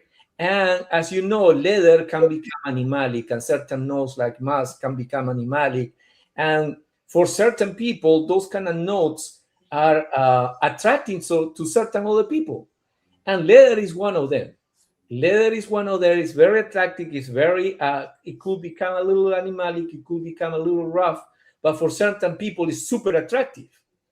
True. So page 70, it has an opening, like a fruity opening with the mango, as you see. and it has violet, but also it's very ambery and leather, like a suede leather, with a touch, a really hint tobacco inside. Yeah. And that Peru balsam on there, I think it's the thing that's smoothing the tobacco, because the tobacco is a, it's actually, it feels like it could be rough, like a dry bark, hard, rough tobacco. And the From leather, but it feels like that Peru balsam is kind of smoothing it over. from the three, I can tell you that P70 is the most bold. Yeah. It's the most bold one because the opening is like a fruity leather opening. But I'm telling you, you let it rest on your skin, it will become a beautiful leather perfume that is not like a raspberry leather, like a Tuscan leather, for example, Exactly. or the moon, for example, raspberry with roses and leather, and the moon and some other perfume with leather. This is elegant, sensual, it's sleek perfume. It's very smooth. At the opening, probably for so many, no, but trust me, next time, tomorrow, another day, just spray on your skin and let it dry. Just go out, don't spray anything else, and you will tell me later if you really really like it. Because to me, the beauty is not in the opening; it's in the dry down with P70. Definitely. And the one thing that I get in the dry down that I appreciate the most is the cloves and the tobacco. Yeah, The cloves and the tobacco with that little bit of, it's not really sweet, but it's an underlining kind of dry sweetness. It kind of adds to the dryness of the tobacco, but it gives a little sweetness from that vanilla. That clove, that spicy kind of clove tobacco blend, that's part of my favorite, my favorite part of the dry down. Let me say yeah, that. it's beautiful. Believe me. There's two people, one in Argentina. Uh-huh. And the other one was, I believe, in Brazil. It was an Argentina, Brazil. No, Argentina and Uruguay. Uruguay. Okay. Uruguay. Okay. Yeah, and they were asking me for this perfume just because of the leather, just because they love any kind of leather perfume from Sergio. And they were fan of a perfume that we used to have with a collaboration with a motorcycle, a very famous motorcycle company in Italy called MV Agusta, very famous motorcycles. And we discontinued that one, but it was a beautiful iris leather, stunning. This one is hard for me to tell you to go forward, first of all, because I understand many people are not collectors. This is a piece of art for collectors. So I understand that many people will say, oh, how can you gonna charge that amount of money? Well, first of all, yes, I understand the excessive probably for certain people, but believe me, I've been talking with many people on Instagram, on Facebook groups, on my Facebook group. They were praising about this one, especially P70, and they bought it. Like I said to you, one in Argentina and the other one in Uruguay. They bought this perfume. They didn't. Raf, I'm starting a business account so I can open up a credit line so that I might be able to get two of them. Seriously, just to get two of them. Because look, I'm telling you right now, it's beautiful. It really is. Man, the way that this is put together, and I love how some of the notes come out together to form an accord of accords. You know what I'm saying? Like the amber accord, it's dark, deep, resonance. You know what I'm saying? It feels like the amber is, it took a blend, or it took to the Peru balsam because of its darkness, the depth that it's giving, but it kind of overtakes. You get that mango up front, but then immediately you start to get that blend of that dark amber involved in there. But I'm telling you right now, I still get some florals. Of course, it's got to be the violet or the rose. You know what I'm saying? The violet and the rose probably to kind of show its head in the midst of all this dark, somewhat dense, rough notes. You know what I'm saying? But I'm telling you, the one part that I'm starting to enjoy the most and getting right now, that leather, clove, tobacco is a killer combo. Killer combo. For example, many people uh, target Naxos as a as a tobacco perfume. Okay, I'm gonna tell you, it's not a tobacco perfume. It has tobacco, more Yes. on the underground, more on the back. It's a supported note, but it's not a tobacco dominant. If you want tobacco from Xerjoff, P70, one.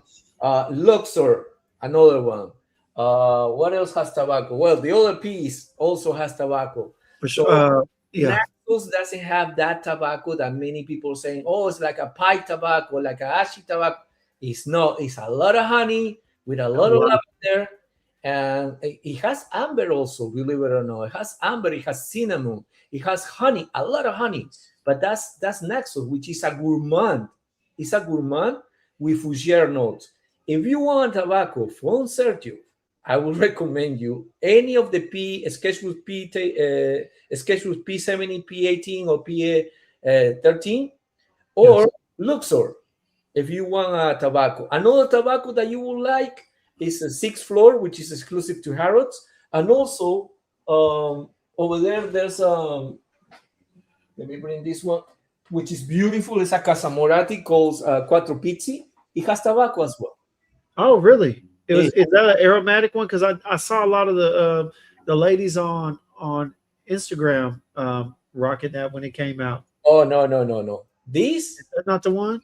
it feels, yeah, it is the one, but it Okay. feels, it makes you believe because of the picture of the lady probably in the sticker. It's a lady over there. It's not a feminine perfume. It is Okay. not. This is a tobacco coconut Davana.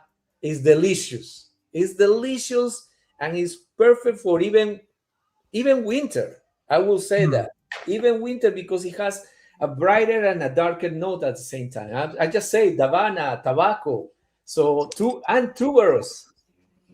And tuberose. There you go.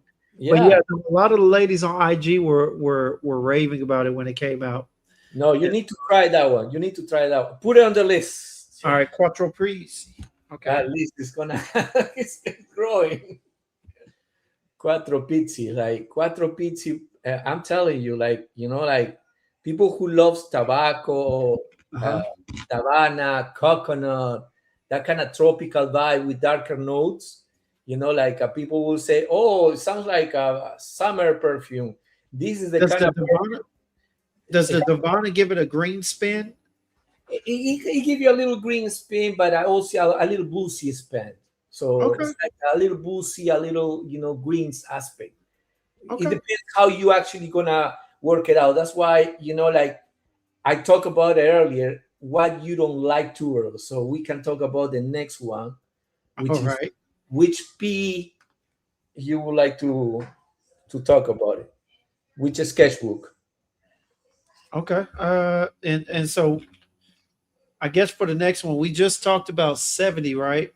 P7. So we'll talk about 18.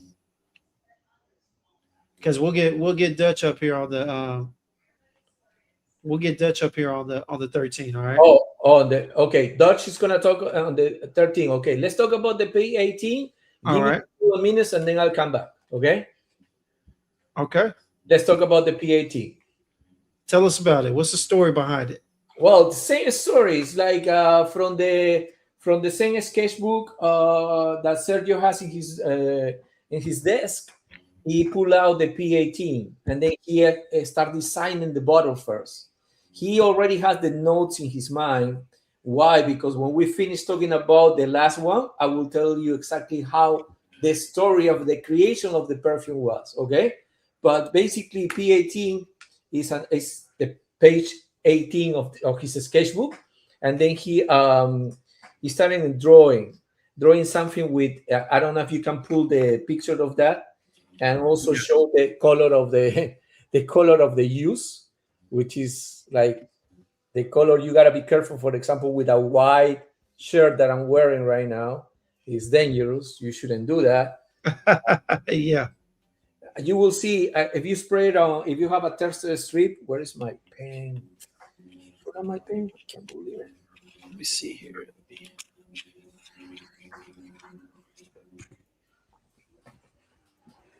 Where did I put my pen? The fuck.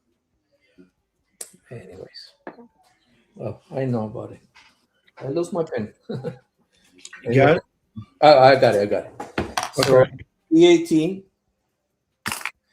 And then we're going to spray the P18, okay? On the paper. You will see how in the paper, that's what I'm saying. Like, you got to be careful. Remember, there's a perfume on throughout Roya Parfums that is Amber Oud, which I have. Oh yeah. To me, like, there's three perfumes that I adore from Roya: the Uh-huh. Amber Oud, the Great Britain, and the Saudi Arabia. Those are my top three Royas, and this one is Amber Oud. Amber Oud, if you can see, the color is also kind of like alike as P18. So you got to be careful when you spray it. If you don't have the crystal version, of course. And Gotcha. with the P18, Sergio, as well, he actually put it. You see the chains over there, right? Uh-huh. And they're kind of like a spiky, it's kind of tantalizing, like a come and get me, but be careful, you can get a little hurt. Almost like barbed wire. Barbed wire fence. It's like a very, very, very voyage way to actually express the love in these three perfumes. One represents probably the masculine side, the other one could represent the feminine side, and the two make a baby and have another, the one in the middle, which to me, P18 is the baby. It's the baby. All right. The baby is the one that is happy as you can feel it. I don't know what kind of notes do you feel when you spray it, but I like to hear your opinion on the P18. Well, the thing that I love about P18 is the opening of the citrus rose. It's citrusy and floral, but that rose is distinct on my skin. Or maybe it's because I love roses, so I can pick out rose. I can tell. You can pick it out way. But I get that citrusy opening where the violet is giving it kind of a cloak, almost like a cloak of a feeling, kind of like a haziness, kind of toning down the citrus and rose. I don't know. It almost feels like kind of powdery / musky in the opening. Yeah. It could project more, but I can feel that floral, whatever it may be, whether it's the violet or the jasmine, something floral is keep condensing the power of it. Do you feel that it's a little bit powdery and also a little bit like ambery, like a very amber perfume? Yes, that is and it's a sweet amber, y'all. It's a sweet amber. That's the thing. That's the other thing that I liked about it, because I love my dark resinous ambers, but this one is sweet, and it's adding a little sweetness to that citric rose. Yeah, it has that vanilla tonka bean. It's a lot of vanilla tonka bean with amber, like a melting the amber and the tonka bean with vanilla is very amber. Of course, when you actually recreate the amber, you have to use those, right? Yes. And the almost the vanilla. So to me, there's a lot of vanilla, a lot of sweetness here, like a melting syrupy, kind of like precisely when we talk about the honey in Naxos. This one, even that it has a little bit of tobacco, it doesn't have the same tobacco that you can perceive on P70, but it has tobacco. It does have tobacco, okay? And it has also violet, which is really remarkable in this one than the P70. Even though the P70 has violet and has jasmine, the P70, okay? But this one, the violet is there just as a supporting note as well. Okay. And that's interesting because you say it has tobacco in there, but it doesn't really explain it on Fragrantica, of course. But Fragrantica lets us down plenty of times. But most of the Fragrantica writers are my friends. Sandrina is one of my best friends. And I understand, back in the day, I was, like I said to her many times, I was in the back, reading on Fragrantica and seeing how many people are going to Fragrantica. I asked him not many times, but I was always kind of like, why you guys cannot control that? Bro, it's impossible to control the internet. It's impossible because If you want to control the internet, you need to have a battalion. You need to have an army of people keep Basically, controlling that. You cannot spend time on that. That's wasting time. If you responded to every single bitter comment or trashing you or whatever it is, you can read critics. You can read criticism, but you yeah, cannot actually reply back to criticism, because otherwise you're going to show that you have a lot of free time in your life. With that free time, you can make a lot of freaking money. Use that free time for your money, for your loved ones, okay? But yeah. Fragrantica, as many other brands in the world, cannot control the internet. So you I, cannot control Fragrantica. Fragrantica, as well as any of us, you as an influencer, James, you are a guider. You guidance people. Doesn't mean that whatever you said is the definitive word. right. You don't have the last word. Anyone has the last word. The only place that you're going to find the last word is here. And that's an individual thing. It is. It is with the weather, with the mood, how you eat, your diet, your moisturization of your skin, how you treat your skin, how you wash your clothes. If you're using products without unscented products instead of scented products, things like that. There's many variables. That's how you say it. Uh-huh. Yeah, variables. Yeah, yeah. Like it can not only change the perception of the perfume and the pyramid, also it can trick your nose.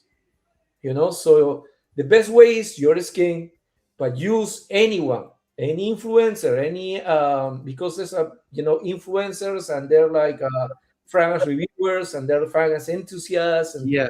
also off. So every single person, even me, I'm just a guidance. I just guide you. This is my experience. This is what the brand tell me. This is how we're gonna talk about our brand to the people. But the last person is you and your skin. You and your skin all the time. That's So in why we this, always tell people to get it on skin, get your nose on it, because that's important. You know what I'm saying? I can tell you what it does on my skin, but if you don't have the same diet regimen, you know what I'm saying, it could come across as something different. Just like Raph says he gets the tobacco. Me personally, I don't really get much tobacco, but there is a thing too, because there's different blends of different notes. You know what I'm saying? Just like I clarified earlier, I specified that there's a dark, deep resinous amber. There's also a sweet, bright amber, like you've got in this one. I don't really get tobacco, but I get a sweet clove. You know what I'm saying? A sweet clove and kind of something a little earthy. That must be the oak moss. But at the same time, they do together as an accord. If they were put together in an accord, they would resemble tobacco. You know what I'm saying? They truly would smell like a type of sweet tobacco. So yeah, you definitely got to get your own nose on it and determine for yourself. But a lot of times, you know, telling you what I smell and calling out notes is cool and everything. It's a blessing that I'm able to specify the notes and the chords I'm able to get. But at the end of the day, the most important thing is you get it on your skin, because I tell you it smells good, and I spray it on you and it can smell like absolute garbage. So yeah, definitely speaking facts on that, rap. But this right here is simplistically beautiful. Okay. it is. And it's funny because Rico was here earlier, right? And he's a proud owner of one of those bottles. Yes. I believe he got the 100, I believe, of the P18. And on his skin, it lasts like almost the day after. But on his wife's skin, it doesn't last. It lasts only like 8, maybe 6 hours. Yeah, same here. Same here. On my skin, P18 is the one that it lasts less than the P70 and the P13. But on Rico, P13 doesn't last as it lasts on his wife. Yeah. So that's exactly how it goes to show you what we were saying. You know, like no one has the right in perfumery. You cannot actually look. I'm gonna do this, okay? Let me do this. Let me grab P33, okay? Do you see the 85 here? The 90%? No, it's 90% equal as no. Come on, no. You You can don't see that? You don't see that 93% on there in the air? no. I need to do the how you call it, cataracts. Like I need those eye drops that is gonna make me actually record my Hey, video. and when you get them, hey, put some in a decaf for me and send it to me because I obviously need it too because I'm lacking in that ability. But Yeah, no, no. but I definitely get it. But man, hey, look back. We gonna let those guys have their moment online. You know what I mean? But back to this, man. This Xerjoff, all right. This one right here, P18, is something special. Now, this is a sweet, spicy tobacco. All right, base fragrance with some citruses in the top, but a sweet musk in the dry down. Y'all, simply beautiful. I'm gonna keep saying it. This is simplicity at its finest. Yeah. I mean, these are well blended, smooth on skin. They dissipate flawlessly. All right, and man, this would definitely be, if not my number one, my number two. I'm still going with 70 for right now because I like those dark resins. It's just a shame that I stay in Texas, so I can't wear it like that.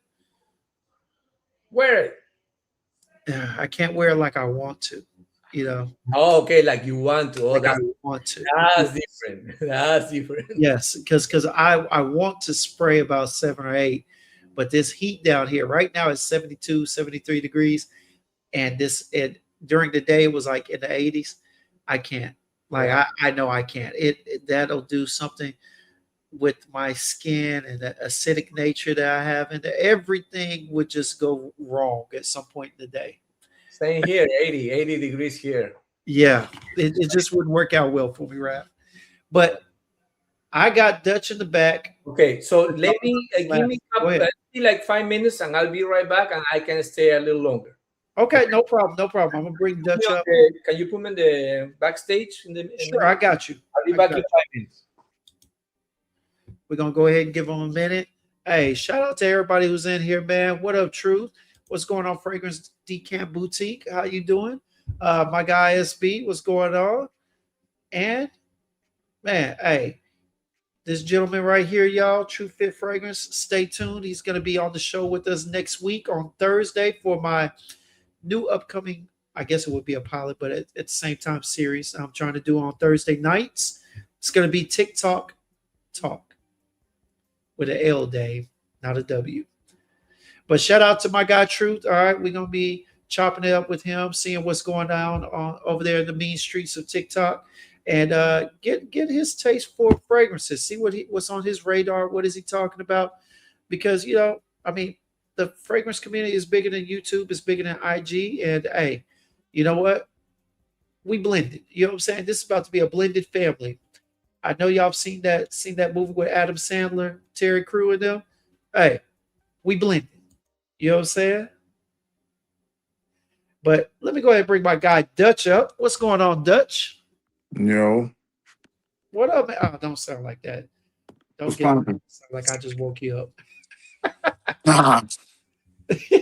What's up? What's good, man? Hey, we saved the best for last. We just giving Raph a little break, you know what I'm saying? Before we come back and we discuss that P13. Beautiful fragrance. I was talking about Quattro Pizza. That's one of that, and Dulce Amalfi is two of my favorite Pasmaratis. I have not smelled. Wait, no, I take that back. Dolce Almaf, I have smelt it. Is that the cotton candy one, the really sweet one? Yeah. Okay, yeah. It's not bad. It's a little too sweet for me, but it's good. There's since I've been really diving deep into houses such as Amouage, Xerjoff, Killian, and even some of these other less known houses, man, you start to appreciate just the way things are put together, you know? It may Fact. not be something that you can wear. It may not be something that's an easy reach for you, but you can appreciate the way it's put together, especially when you smell other perfumetry that is lacking something. And that's not to say that it's less or that it's not good. It's more or less just saying that when you see something that's put together well, you appreciate it even more. And that's what it's come to, man. I agree. I So yeah. I What's your sin of the day, Dutch? I wore a fragrance called Gypsy Eyes from Memoir Perfumes. I've been kind of going through that set this week. It's like it's basically a rose oud with whiskey. Let's see here. It's pretty good. What is it? Oh, Gypsy Eyes. Gypsy Eyes. All right. Let's It's see. dope. Let's see here. Excuse. Gypsy Eyes. Gypsy. See Gypsy Water, Gypsy Blood, Gypsy Rose. Dang. I don't even have this in forgot to go. Let me take a look in Perfumo. Is what touching Baronda scent bubble? He's talking about Gypsy Eyes. I'm thinking, my God, True said his sin of the day is YSL Baby Cat. All right, baby. Spicy vanilla over there. I got you. Talking about Gypsy Eyes. I mean, it ain't. It's good. It's not. Let's see. It's not. How can I word it? It's not. No, but it's different because it's more of a rose oud, like blah, blah, blah, blah, blah. Baronda Oh, is more. a rose whiskey straight. This is more of a rose oud with like whiskey poured on top of it, and the bergamot kind of freshens it. It's really good though. Okay, let me go ahead and pull it up real quick. For those who want to know, I'm pulling up Gypsy Eyes real quick so that we all can have a kind of have a look at this because this actually looks like a pretty interesting perfume. Yeah. Give me a second, y'all. So we got Gypsy Eyes here, all right? So there is the bottle, Memoir, okay? Mm-hmm. Says its notes are whiskey, bergamot, and musk, oud, rose, and caramel. It says caramel, but caramel, I'm guessing. Yeah, Base notes of tobacco, vanilla, and sandalwood. You say it's good, huh? it's good. Nice. It looks intriguing. You know what I'm saying? The notes. Performance is really well too because I sprayed it at like 9 or 10 this morning and I still smell it. Nice. 180 for a 50 mil. That's not bad. And I've wore yesterday I wore Street from Bronzeville.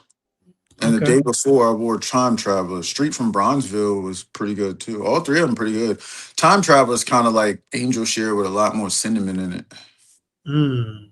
But Streets from Bronzeville is, look it up. Click it. Yeah, that's the. Straight from Bronzeville. Hold on Yeah. one second. Because I got that. Yeah, I definitely got to get that Discovery set. Yeah, that's the one I got too. Yeah. Because that seems interesting. You said Bronzeville, right? Yeah. All right. Let's see real quick. Pretty dope. Pretty nice. It's a nice house. Yeah, the oud is pretty good in here. It ain't too overpowering. It blends like the oud and the tobacco kind of blend well together. Streets from Bronzeville is beautiful. Yeah, that's a fact. It was Okay. punching yesterday when I was wearing it. Definitely, we're gonna get in here. Oh, okay. And so you already saw what SB was clarifying, right? All right. Okay. Dame said Bones talked about Gypsy Eyes on you. And Jason, oh, he talked about Gypsy Eyes on our live last year. Okay. Man, I gotta reach back out to Bones, man. I know he'd be busy, but reach back out to that dude, see how things are going, see what any recent comps that he's had and whatnot. All right, I think we got our guy back. All right. Is Jim? I can't hear Jim's talking at all. You can't hear Can y'all me? hear me? You can't hear me right now? Y'all put a one in the chat if you can hear me talking. Yo, I can't hear nothing.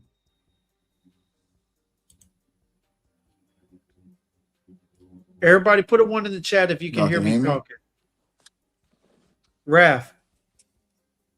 Oh, I can't They hear say him we though. hear both of us. Okay, yeah. Well, here we go. It's you, but you can't hear me, Dutch? Nope. All right, let me see here. All right.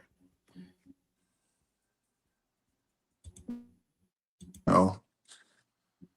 Sketchbook line is probably definitely not at Neiman's. Oh. What's the name? He needs to Dutch. Can you hear me? Can you hear Raph? Dutch. I can't I hear don't think neither you one can of y'all. hear. No, he needs to hop off. Hop off and then come back. Hey, I'm gonna drop you, Dutch. Come right back. Yeah, he was about to do that. I don't know if Rafon is still here. Rafon is the one who wants to know about Ilm. Yeah, I think so. Go ahead and talk about it real quick while Dutch comes up, and Okay. that way, appreciate that, True. And that way, it'll be on live, and I can just let him know. All right. So here's Ilm. It used All to be part of the Kemi collection. Now it's called K collection, and now it has this shape of a bottle, the same shape of any Xerjoff product. The name is right there. I don't know if you can see it, but it's Elm. Elm, there you go, I believe. Elm, okay. And this is a 3 million Dutch. Yo. Yes, you're good. You're good. Go ahead, Raf. We're gonna go ahead and let you finish that Ilm description. Okay. So this is Elm, part of the K collection, okay? And this is a very balsamic, like this is a trip to the Middle East. This is something that you cannot buy blind. You have to get a sample. You need to not only get a sample, because I'm guilty as charged. Okay, I used to buy samples, smell it 2-3 times the opening, and that's it. Boom, that's it. Okay, I like it. And no. Please, wear your samples. Wear your samples. Don't put it in the drawer. Look how I empty it out. You see, for the 3 sketchbooks, P70 is the only one that is still remaining half, but the other ones I empty it out. I have other ones that I empty it out. This one is very balsamic, super bad. It's sandalwood. It has a lot of wood. This is like probably the most closest to wood that you can get if it's not, for example, Ceylon. Very amber wood, almost. Yes. Sandalwood is earthy. No, it doesn't have vetiver, but it's earthy. You can really tell. Earthy, woody, balsamic. Like I said, this is not your typical perfume that is alluring. It's alluring if you are really into this kind of perfumery, Middle Eastern perfumery. Okay. Okay, so you gotta send me a sample, Raf. I don't put on the list of those for the IMS, but if I have it, I send it to you. Put it on the list. Yeah. Hey, I just need a 1. Give me a 1 milli. 1 milli. Okay, 1 milli. I give you 1 milli. I usually, believe it or not, if I have a sample, I send you a sample. I prefer to send you a sample, Cool. because I usually don't like to, like make samples from the Xerjoff collection, because you take the pictures. If people don't know, I have Instagram. I'm being taking pictures. 98%. You can use that number. 98% of the pictures on my Instagram, they were taken by me. Hello, Doc. They're good pictures, baby. I ain't gonna lie to you. I'll be sharing them. I'll be like, okay. I might have to steal some one day. You know what I'm saying? When I do my little edits from here, when I chop it up, I might have to go on your Instagram and steal your pictures and put it up. Yeah. Appreciate it. But yeah, man. So we brought Dutch up, man, because Dutch has been raving about the last sketchbook sample that we're going to talk about tonight. When you sent it to him, he has been singing high praises for it It's fire. a few times, man. Yeah, and Dutch is a avid and loyal Xerjoff supporter. That's a fact. I can tell. I can tell. Dutch, how are you? I'm Nice- good. How are you? Pretty good. Nice to meet you finally. Yeah? I hope that one day in person we can actually meet up. Yeah, we will for sure. Probably this year sometime. Yeah, you have plenty options now. Several fragrance events. Right. Several. Trying to get him out there, Rev. Trying Yeah, to get him we're out gonna there. work it out. We're gonna work it out. We're gonna work it out. It's red. Oh yeah, that's right. Yeah, I've been spraying mine. I've been kind of babysitting a little bit, but it's a good amount of it gone. Yep. Yeah. What you think? What you think, Dutch? And Tell us. I love it. I always have been ranting and raving about the tuberose that's in Decas and the one that's actually in Quattro Pisa. But this tuberose and I don't know, bro. This is just a beaut. Like, I love this scent. The tuberose, the violet, the rose in it, the tobacco is amazing. Off my skin, the oak moss jumps. It's just one of them scents that it just smells like celebration. It smells like excellence. And it's got legs, like it stays on your skin for quite a bit. Well, mine anyway. Oh yeah. oh, it hangs on skin. It hangs Right. around trust. And so I who don't haven't know- smelled the other two, so I can't really judge it. But this one, Oh, I didn't send you the other two. Oh, no. damn.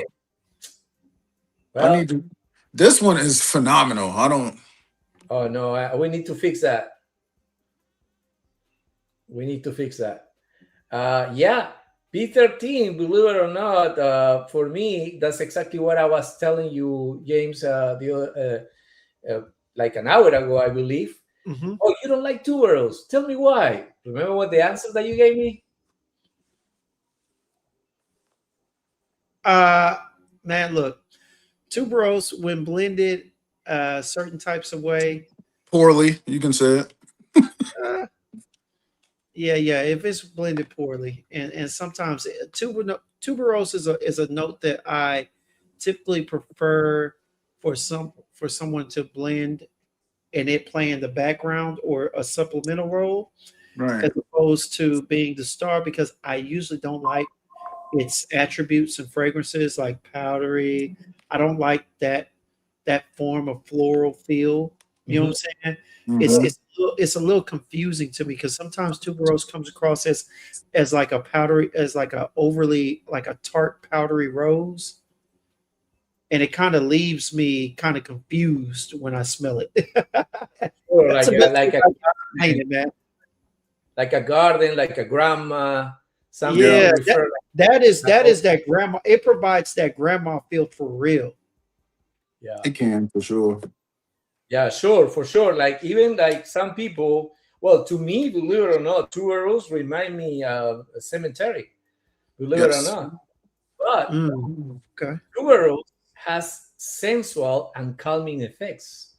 Tuberose was using for centuries in perfumery, and tuberose actually blooms the sensuality of you. But it all depends. Depends if you want to go like a feminine side, or if you want to go lately in the modern perfumery in a masculine and kind of unisex side of making the perfume.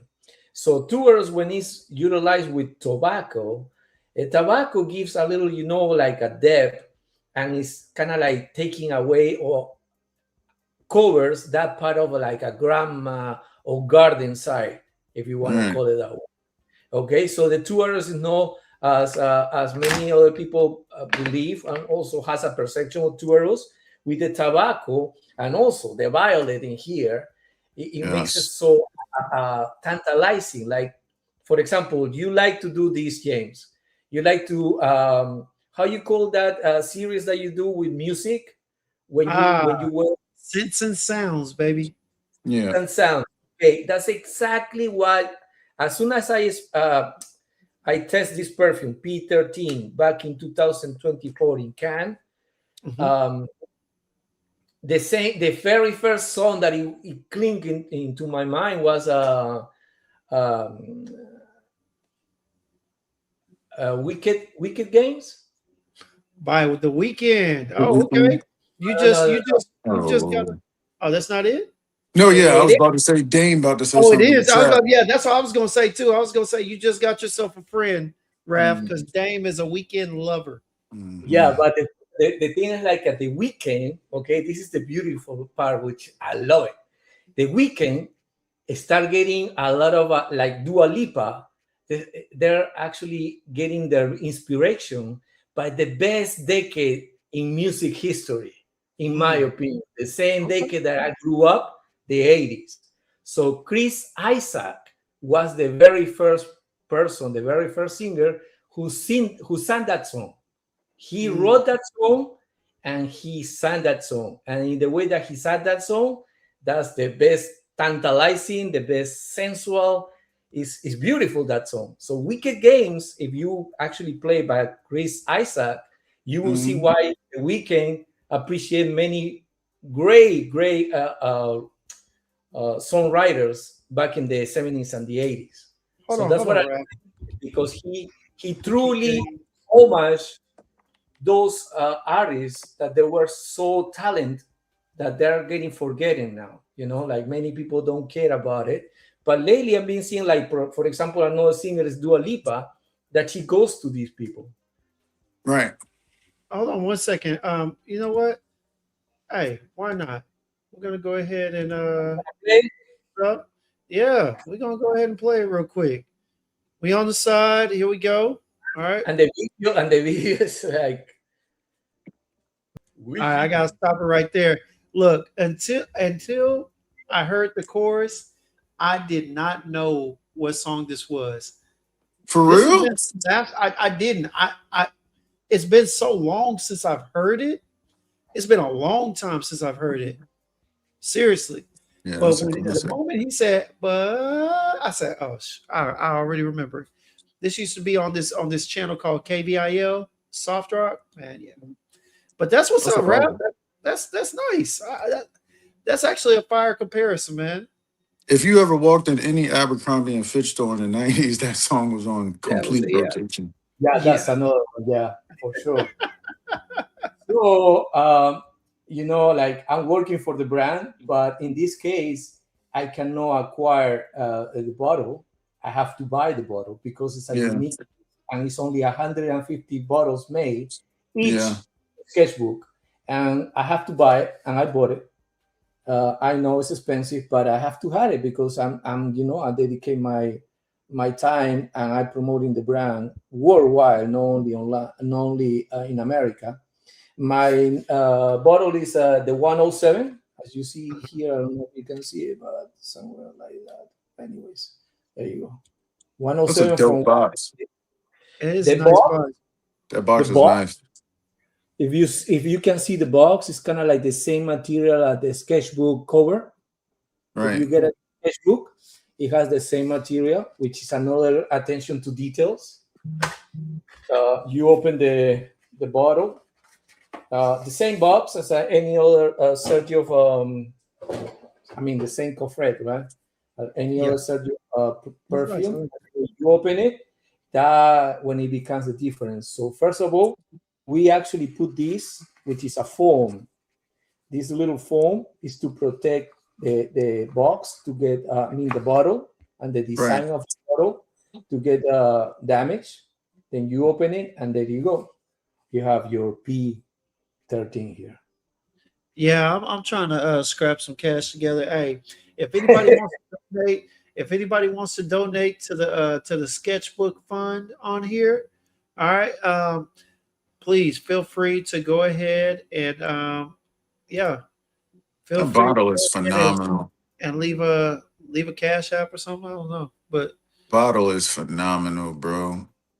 yeah, Word. So the bottle gets the inspiration of that song, in my opinion. Like, like you tie it up with your loved one or some sort of like that, and then you just open it because you have the key here.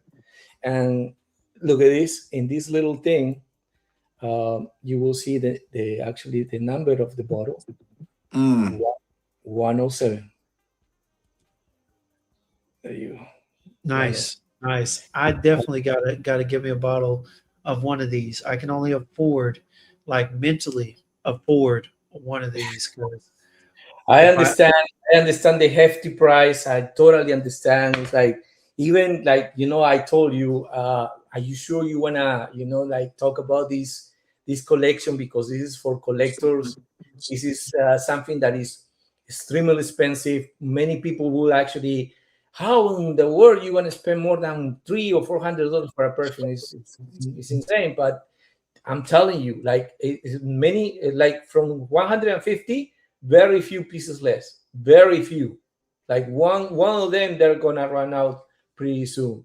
And why? Because like they're collectors, around the world. Like the community is not only here online. It's not like the 30, 40, 50 people and then goes to 300 people, maybe in other live streams. Who knows? But mostly I see between 40 to 120 all the time. But it's not around the world. Around the world, there's many, many, many, many people, and they Right. like to appreciate that, and they have the funds, they buy it. no, But that's a fact. I truly hope that these three perfumes are not gonna go away. I truly hope that is not that happen, because if in the future that change, I hope that they're gonna keep remaining this inside of the collection. I have no words about it. I asked. Sergio told me that we don't know, because we have to figure it out how the market goes when we put it out. We put it out, and the result is like a tremendous outcome that we actually were impressed. Because believe it or not, the most expensive perfume, I mean, it's not a perfume, it's a attar oil, is this piece. It's amphora, and this is 1,700 euros, okay? And it's just an oil, and it's 10 ml, okay? And this is still remaining only in Harrods, and it's not selling as the sketchbooks. Even that the sketchbooks are kind of like almost in the That same. oil, yeah. This I will have to show you this when we meet in person in Milan. Okay, I'm gonna bring it. That looks crazy. Remind me to bring it for you to smell this. For Because sure. the whole entire collection is out of this world, as well as these three. These out of this world, like insane. Never smell. There are like 6 of these two. Okay, as well as the UAE collection, which is exclusive to Xerjoff UAE. Okay, I have the sample of those. I sample it, and I sampled the 7. There are 7 perfumes exclusively for the UAE, which is each perfume represents a region of the UAE, the Emirates. Okay, for each emirate. Yeah. Oh my! At least from the 7, there are 5 that is a must-have. But each one, if you buy it over there, is almost 500 euros. Okay, so it's expensive, but it's also another kind of level. Basically, most of the exclusives from Sergio, there's another kind of level, and in a way, it's justifying why, because you can feel the difference of the quality. I'm not saying that P33 doesn't have a good quality. It has a good quality, but if you compare to the rest of the collection, no, definitely this is an upscale, like the 1717, the one that I showed earlier, the XXY. Yeah, the XXY is also, like the quality is totally different. Pkwy Adam is another one. It has another kind of quality compared to the shooting stars, for example. Yeah. So Definitely a difference. Yeah, you can feel it. You can feel the difference. So the price is questionable for certain people. I totally understand. I get it. But if you want to collect, just collect it like I did it, or some other people did it, or just waiting if in the future the brand will bring it up without this, handmade crafted Yeah. bottle. And I mean, like you said, I mean, and the truth of the matter is, in this community, we afford what we want to afford. Truth be Right. told, because you know what, like me and plenty of other people that are behind the camera in this community, we've always heard people say, "Oh, that's too much," but then you go out there and you buy 3 bottles of $250 fragrances or four in a period of a month, And and don't you wear could have any just of them. waited. Yeah, you could have just waited and bought that one. You And know, don't wear any of them. damn. Yeah, but that's true. But yeah, man. But dude, that is nice. And shout out to my boy Truth in here. He said he had to get that Pkwy Dama and a 3.4. It's You know beautiful. what I'm saying? He's appreciator. I met him when he first was on TikTok raving about Naxos, man. Oh, nice. What is his Yeah. name? His name is Truth Fit. I'm gonna send you his stuff, man. It'd be good to have a conversation with him. Cool dude, good energy. You know what I'm Nice. saying? P13 is sold out on Harrods. Yeah, Yeah, it started, like I said, it's pretty soon that they're gonna sold out, and like I said, the outcome was remarkable for being a high price tag, but like in my opinion, business wise, if something works like in these three perfumes releases, why not make it as probably a 50 ml, 50 ml for everyone, and then people can get it without all these, like artistic way to put out the bottles. But we'll see if that happens, but yeah. I really don't want this collection to go away and get Me it either. I because just give me a little more time. Let me get the one with the handcrafted stuff. Let me go ahead and get my money right. You know what I'm saying? Get my money right and my mind right. Because I know once I get my money right and I pay for it, my mind's gonna go slightly left. So give me a little Right? time to find some strength in both areas, you know. So how 'Cause, you like the P13, James? Because I heard Dutch love it. It's How about you? man, look, let me go ahead and spray it on skin one more time. One more time. it's too beautiful, bro. Yeah. Look, all three of these are beautifully crafted and put together, man. But this one Oh right yeah. here, Let me rewind 30 seconds because I wasn't on here. Um, well, most people in the community know that I was a Torino 22 fan, right? That's my favorite Torino. right? This 25 kicked that one right out the spot, bro. Wait, so it kicked out. Okay, it kicked out 22, right? Yeah, 25 is my favorite. 25 and 21 are battling for me, even though they're different profiles of blue, salty citrus fragrance. Right. They're battling for the number one spot right now. And I'm saying that mainly the reason why I'm putting 25 up there is because kind of like the same reason why I'm choosing Ensoleil, Mm-hmm. because bro, I have Rhubarb. had a distaste for rhubarb for so long. I have literally found ways to avoid rhubarb noted fragrances. And for me to have just found two that I am overly considering getting a bottle of, that elevates them in the collection for me. Because if you can take something that I literally have disliked, had a disgust for at times, and you can basically put that in and create a fragrance that's still, in a sense, it's not rhubarb forwarded, but its presence in the fragrance is consistent and strong. Dude, I'm putting it up there. So right now, out of the Torino line, I'm putting 21 and 25 together. They're my top two, hands down. Yeah. 25 and 22. 25, the rhubarb is phenomenal, right? But how Raph was saying earlier on my skin, the rhubarb ginger grapefruit mix. I don't know what I don't know. It's phenomenal. Like Yeah. it wasn't even like a debate for me. Like I smelled it when it first came, and then I waited like a week or something, and then I sprayed it on my skin and wore it, and I was like, oh yeah, this is clearly the best one to me they made. Now 24, I still need to kind of play with. I haven't really lived with it that long, but because I'm 23 kind of threw me off. I probably need to re-smell that one too. But 24, I haven't really sat with like that. And I know I got plum in it, so I need to smell that a little bit more. But 25 is phenomenal. Raph, eventually we're gonna have to have a Torino stream, man. We're gonna have a Torino stream at some point because that line is nice. But let me talk about this 13, y'all. Look, this is a beautiful fragrance. All right. Now, the thing that I like about this is that it does well with the tuberose. The tuberose is playing kind of like it's part of a pyramid for the rose, right? So you know how you have the cheerleaders and whatnot, you have the supporting girls at the bottom. That's what tuberose is in here. It's a bridge.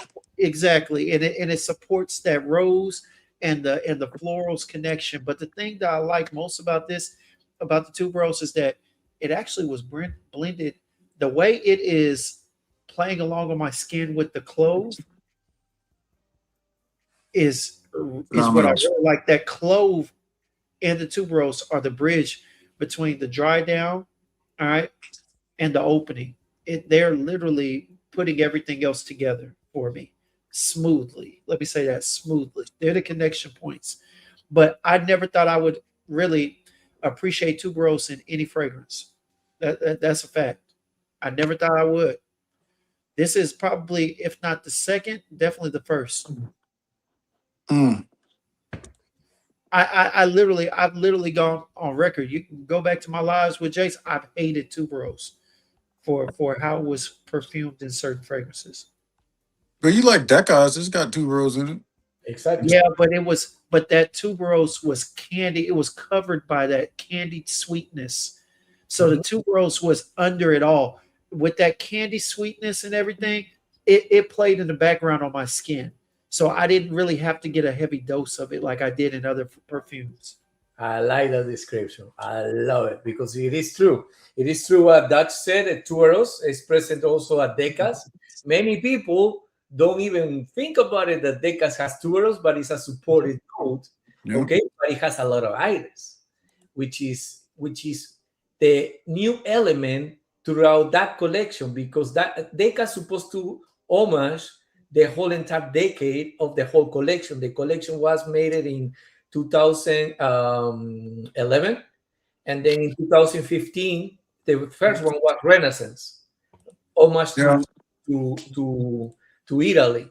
Then the second one was Naxos, and at the same time, it was released with Zefiro, which Zefiro is homage to Rome, and Naxos is homage to Sicily. So the whole entire collection has 10 years, and that's how in 2021, Decas was released. And Decas has a little bit of every single one with a little touch of iris. So that's why that orange creamsicle in the opening with Decas is alluring for many people. It has a little bit of cashmere, which is also more alluring, but it has that tuberose there and a little bit of tobacco as behind, like the spectators, you know, like we're not ride this ride, we're gonna do it. Let the other people do it. We're just gonna be there watching these guys fighting, whatever. You know what I'm saying? So in certain perfumes, like for example, P13, you will feel that the tuberose is there, the jasmine is there, but also the tobacco, the violet. It's a little bit of linger, a little bit animalic, but in a way that is inviting you to smell it more and more and more.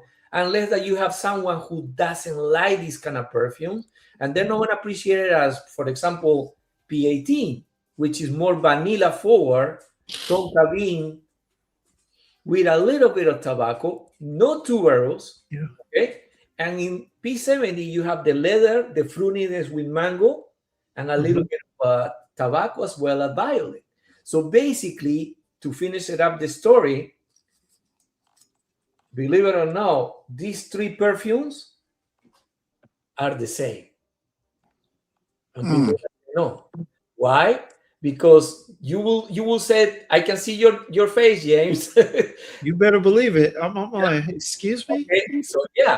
The idea was that it's one perfume, but actually they tweak 1, they tweak 2, and they tweak 3. Voila. That's why at the time that actually it has the same backbone. Each perfume has the same backbone, but they have tweaks. One with leather and fruitiness, the other one with vanilla and, tobacco, and amber, which is a lot of amber, and the other one is more like tuberose, jasmine, orange blossom. Right. It's funny because they all have citrus, rose, tobacco, oak moss, vanilla. Violet. What is it? Violet. In all of them has violet. Oh, violet and Peru balsam. Exactly. It's I funny love Peru because balsam. he's not lying though. I'm looking at these and I'm scrolling through the other ones, and I'm just looking at them and I'm like, bro, they really do have like the same like six notes in there, and pretty much all of them. I'm gonna show you one collection that it has the same idea. Coffee break. Yeah. Coffee break has the same kind of like concept, which is oud, saffron, and coffee. But each perfume has tweaks. One has cardamom, the other one has more citrus in the mocha one, and in the Dala you have the hazelnut coffee vibe. You see what I'm saying? So it's the same concept. It's one perfume, but it's divided by 3 with different tweaks. And that's, you can call it luxury niche perfumery. That's an underrated line. That line is great.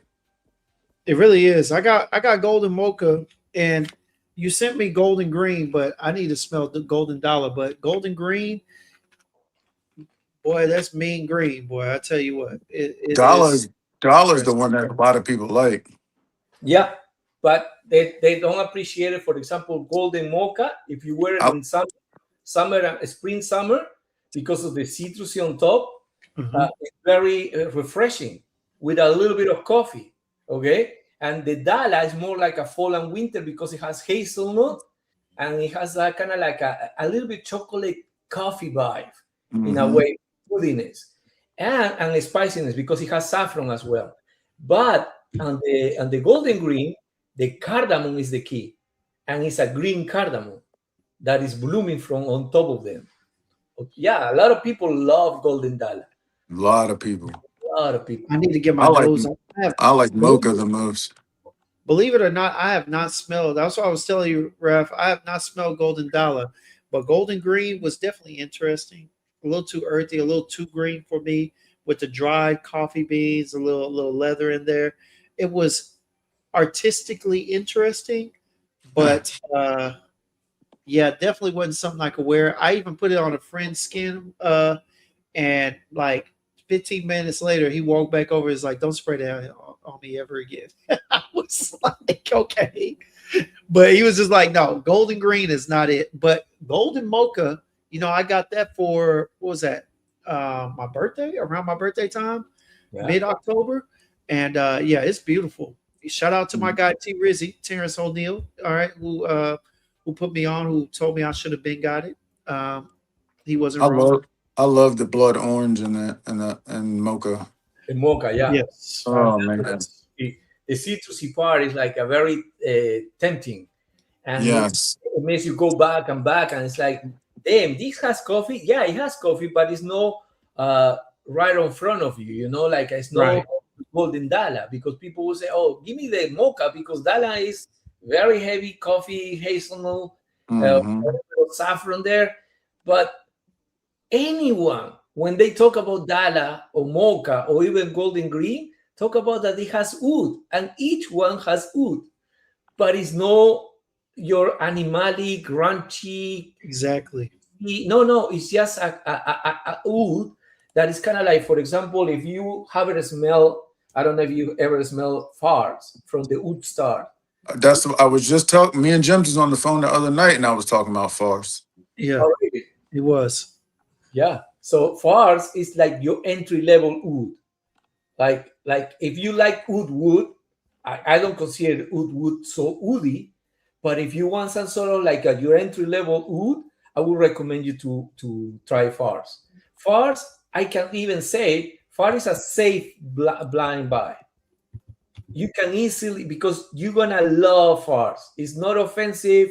It's the kind of oud that is actually alluring. It's really alluring, the perfume. Spell Fars for me. FARS. Fars, F-A-R-S. Okay, RS. Okay. Fars and Alcott are two. I love Alexandria too, for sure. It's one of my favorite fragrances. But Fars and Alcott from that same line are heavily underrated. Yeah, well, some people don't like Alcat, some people don't like Mangluk, some people don't like Ceylon or Malaysia. I understand, but trust me, when I smell Malaysia and Mangluk, I will never forget. No, it was Ceylon and Mangluk. Yeah, Ceylon. No, Ceylon and Malaysia in 2017. And before, in 2016, I tried Alcat, I tried Manluk, I tried Alexandria too, and then I tried Ceylon. And I said, oh, damn, what was that?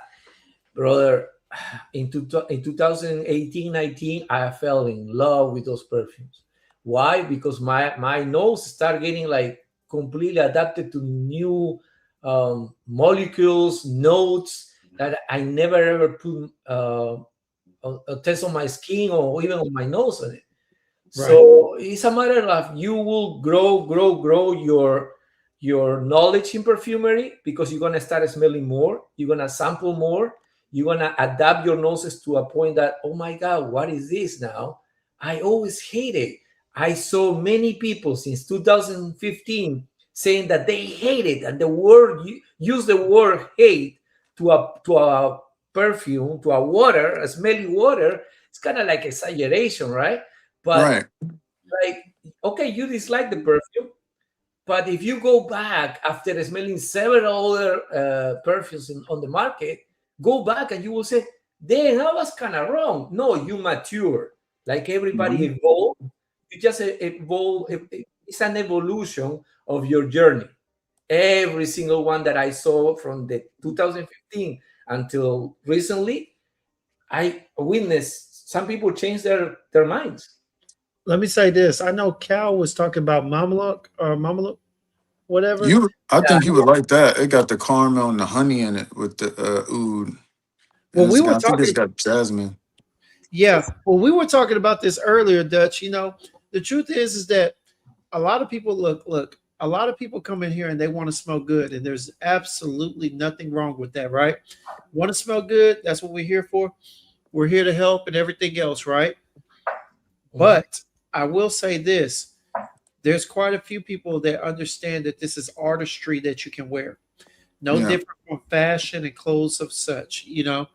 And there are some fragrances that you just will not wear in the masses around people. You know, it's not going to be mass appealing, but when you wear it, there's an appreciation and understanding that this is art on skin, you know? Yeah. And so your job is to enjoy the art. You paid for it, you enjoy the art. Some people will get a painting and for days, if not weeks or months, they will at times just go in there and sit in front of it and just look at it and try and figure it out. I remember I used to go to the museum to go look at art, and I would go in there and I would read the story behind it, the name of it, and I would sit there for up to maybe 20 to 30 minutes at times trying to figure out how this related. You know, what was he thinking when he did this according to what he said that the piece of art was about, right? And there's a lot of times I treat my cologne like that, you know? So a lot of time I treat my cologne like that. And that's why that's why I have the interviews, because when I interview the perfumers, I want to know about the story, because the story also helps me engage with the company and the actual fragrance itself. If I know that the backstory behind this fragrance means something, hell, sometimes I'll try and see if I can create my own little story from it, or if I have a similar experience to what the perfumer went through, you know. So yeah, man, it's scent memory. Yeah. The story will sell faster than an influencer. I always say Yeah. that. Why? Because at the end of the day, the perfume will sell itself. But if it has a story, it will catch more attention. So my kind of work online is to actually tell influencers like, hey, would you like to know about the story behind this perfume? Maybe you will understand what is happening behind this creation. So I said, like, who's that guy? So it's a president or something, like I don't know. Okay. Anyways, so the influencer will actually understand. Yeah, we understand exactly what's going on, how the perfume was created. It will make me more attractive to them. But Yeah. if you truly don't want to get to know about the perfume, you're just gonna go for the ones that are actually they're easy to actually promote, because it's more appealing. It's more like you're not gonna study the perfume to wear it, because that makes me niche, especially luxury niche. It makes you feel that you need to study the perfume to wear it. But Yeah. but not like that if you actually start getting to know more niche perfumery and indie perfumery, because indie perfumery also has a lot of stories. Indie perfumery, for the most of the brands that I know and the brand owners, they started like us, like a frat like they want to take perfume and start collecting perfumes to a point that they start buying oils and they start together and start being a self perfumers. So yeah, there's a story behind that. Probably some people will appreciate it. And James give us the opportunity to actually talk in his platform. Thank God. Which is a ode to great art, right? When people buy paintings, it's the story behind the painting. When we hear artistry in music, we love the song. When you hear the artists go in depth of how they got to the song, what was going on in their life at a particular time, or whatever experience they pull from, it makes the song that much more rich. Same thing. It's art. That's the beauty of art. It's a story behind art. It's just that there's a corner of the community and I say corner, but there's a piece of the community that takes it for the artistry that it truly is. Right. But there's a overwhelmingly growing piece of the community that just wants to smell good. Simple as that. And again, there's nothing wrong with either side, but for those enjoying the artistry, this is what we're talking about. This is what these conversations are for. Yes, exactly. For example, one story is like what I said to you before. Your channel, your platform can be one of those channels. For example, if you go to YouTube, there's a bunch of channels that they're dedicated to actually interview musicians. So there's a couple of stories that actually caught my attention in the last 4 or 5 years, because I never knew about the story of certain songs. For example, Michael Jackson songs. There's a lot of stories in each Michael Jackson songs creation. Like, for example, I've escaped my mind now, but it was Toro, the guitar player from Africa. Yeah, it's Steve Lukather. Yeah, Steve Lukather. Yeah, he was the one with the guitar from some of the Nature. What is the song from Michael Jackson? Nature. Human Nature. Human Nature. Yeah, he's the one behind that. What other one? Van Halen. Eddie Van Halen. Yeah. He actually hide that he has to work with Michael Jackson, because actually, what is the name of the producer? Oh, dang. Quincy Jones. Quincy Jones. Quincy Jones. Yeah, Quincy Jones called Eddie Van Halen and said, like, listen, I want to talk to you. I want to work with you. And then he hung up. And the third time, hey, don't hang up on me. I'm really Quincy Jones. Do you know about that story? Yeah, I've heard that story. Dutch probably does. Dutch is an avid He's a historian for music in a sense. Yeah, and then actually Eddie went there, and then Mhm. he actually changed the whole entire song. And he was kind of like, I hope that you're not gonna get mad at me, Michael. And he said, yeah, yeah. And then when he heard the song and the changes that he made, he was like, oh my God, thank you so much. He was like melted. Ecstatic. Yeah. Exactly. So, do you know about that story? Many people don't know, but now thanks to YouTube, everybody who loves music knows those stories. That's Yeah. exactly can happen with perfumery. And you guys, like you, James, you, Dutch, if you wanna do your channel, you can do that. You know, like Walter, you guys can actually interview people, or not even interview people, just dig into information and compile the information and put it together for your audience. And then they're gonna know, hey, do you know about the creation of this perfume? What's behind? Because this perfumer showed this perfume to this brand, but that brand rejected. Do you know about the story? I'm gonna tell you about the story. You know what I'm saying? No, Things for like, sure. For yeah, sure. That's we talk about that type of stuff all the time, but that, like I said, man, that's what I enjoy when me and Dutch get on the phone or when we're in the chat and whatnot. We talk about all that type of stuff is brought up, everybody's sharing their ideas or stories. And honestly, the sharing of ideas, stories, and whatnot is part of the reason why I like it too, is because it's also what strengthens our community. All right. It's what strengthens our community on an individual level, and it brings us closer together. So it's for me, this is all about sharing yep. stories, experiences, what we like. And real quick, y'all, I gotta do this. Shout out to Raph, man. Now, I haven't opened it, but I'm considering it. I got a nice little discount from this, all right. But I know it hasn't been long, but I'm really about to.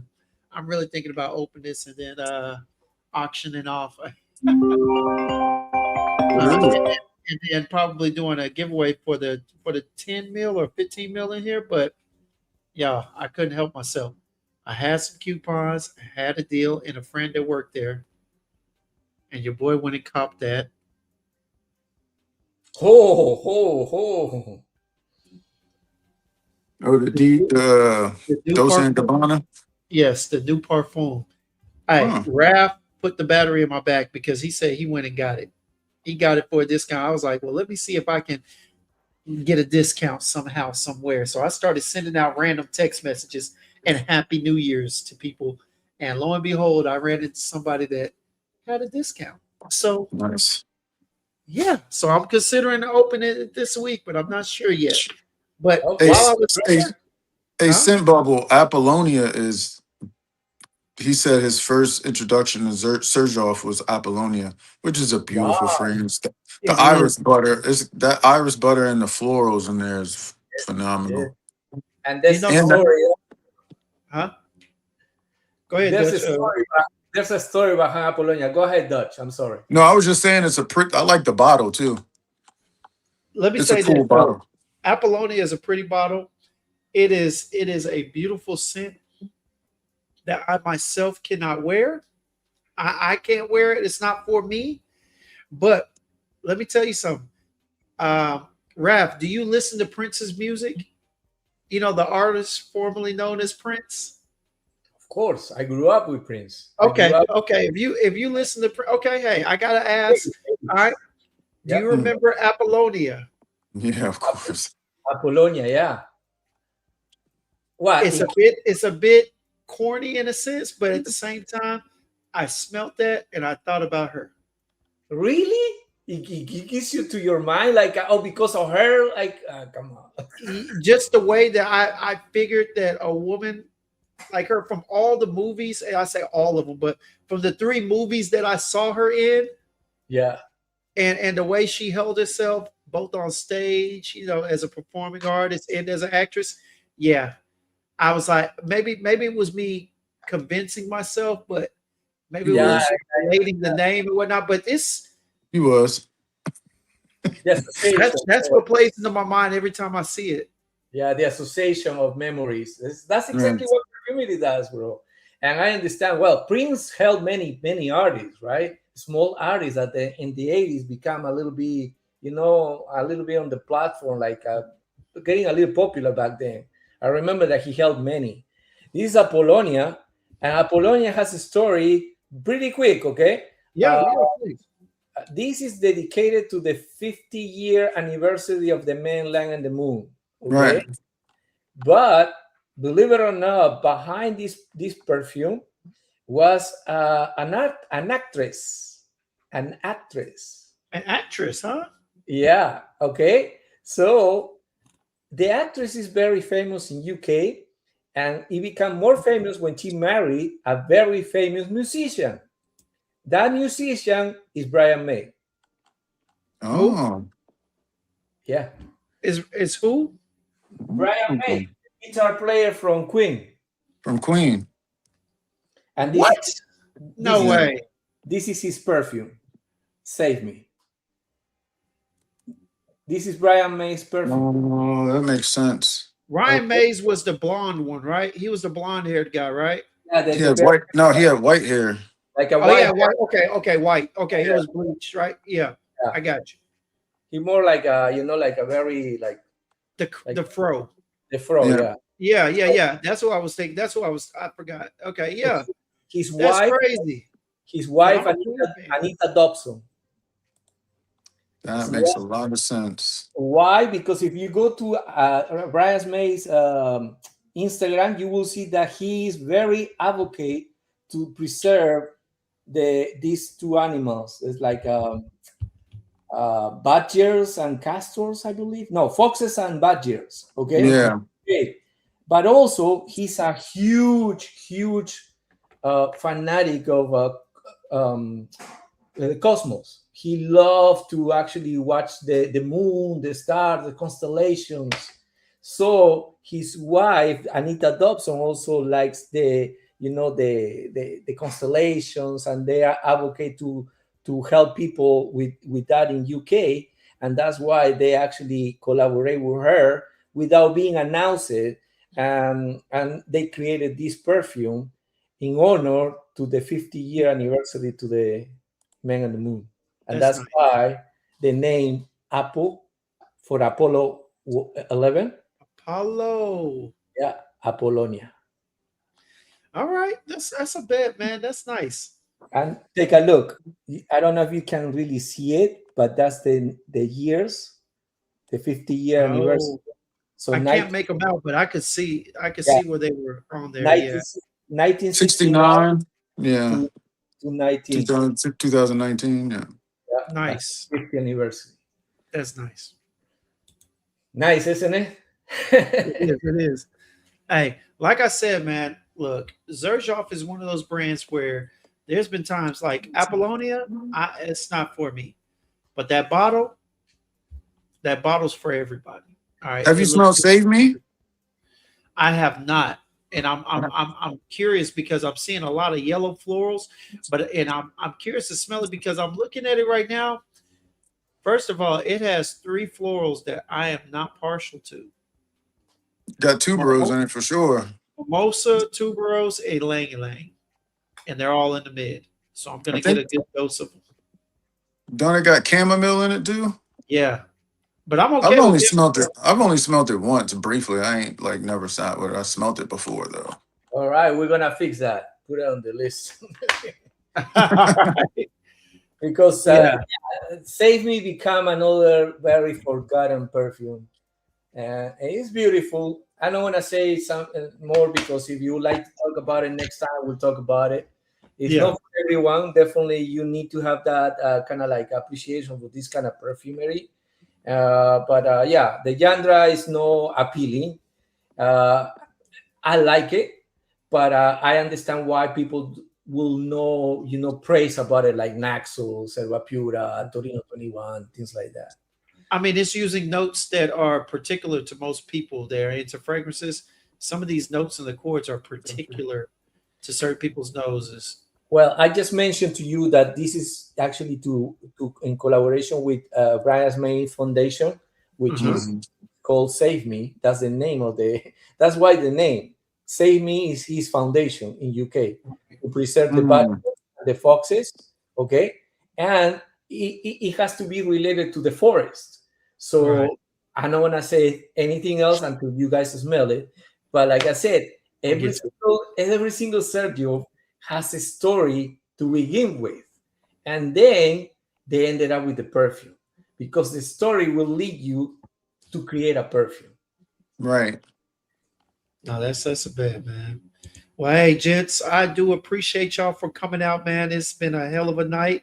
Oh yeah, yes. The last thing, to say hello, to say thank you so much, Jane, for actually helping me. And it was a kind of rough night for me tonight, Yeah, and man. appreciate it. Thank you so much. No, thank you for coming out. No, thank you for having me. Dutch, it was really nice to share the screen with you. Absolutely. Sound like a television production. So That is what I'm waiting to smell. That me too. Hey, because he sold Yeah. it. He sold it to me on the second time we went live. What was that? The second time we went on here? Yeah, you sold me on that when you were telling us about the new ones. Between that and the UAEs, I'm gonna find somewhere. I'm gonna go somewhere and get my nose on those UAEs. I'm Yo, curious. those UAEs, those bottles, like the way that they colored them looks so dope. The green, white, and red, them joints look dope. Look, for anybody who's wondering, man, I'm telling you, yeah, we know you didn't use that up, man. But yeah, hey, anybody who's wondering, Xerjoff, I told you it's top 3 house to get into just for the bottles. I was wearing this perfume when Sergio presented in Cannes last year. Oh, that's right, you did. The Yeah. name of the perfume called Gibeon. It's an asteroid that it lands in Namibia, and that's hence of the name Gibeon. Okay, and this perfume was my scent of the night. That night for the party, I'm telling you, many people ask me, "What are you wearing? What are you wearing? What are you wearing? Are you gonna smell it later? You're gonna smell it later." And then when he finished the whole speech, he asked me, "It was that one? No, it was not this one. No, it was Gibeon." Really? Wow, it smells different on you. That's all I'm gonna say. But this is gonna be released, if it's not next Monday, the following Friday. Mm. Okay, this is our next release, Mm. called Shooting Star, because it's been a long time since Sergio hasn't released a Shooting Stars, and it's gonna be different. Gibeon. Well, we are looking forward to it, man. I'm definitely looking forward to it. I want to get my nose on it, especially after you raved about how many people were like, "What? That's what you're wearing?" I want to get my nose on it. Yeah.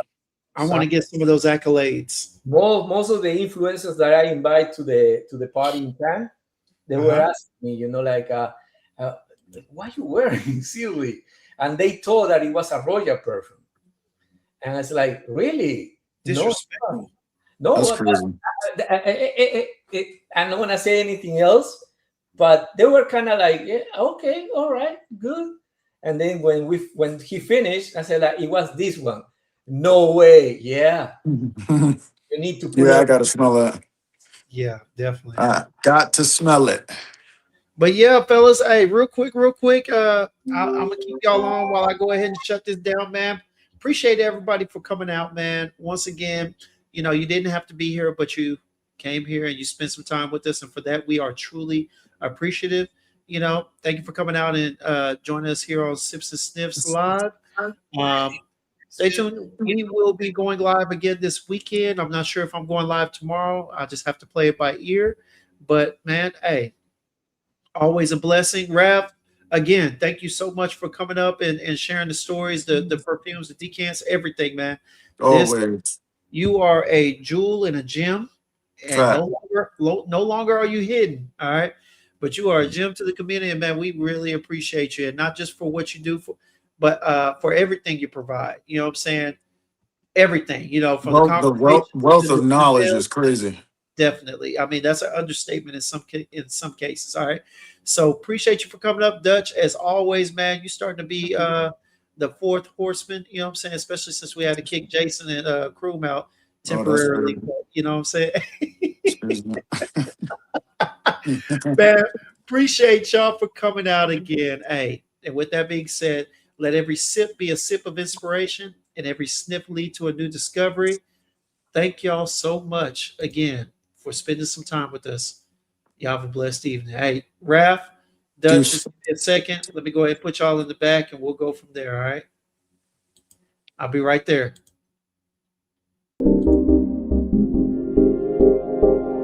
Peace out, y'all.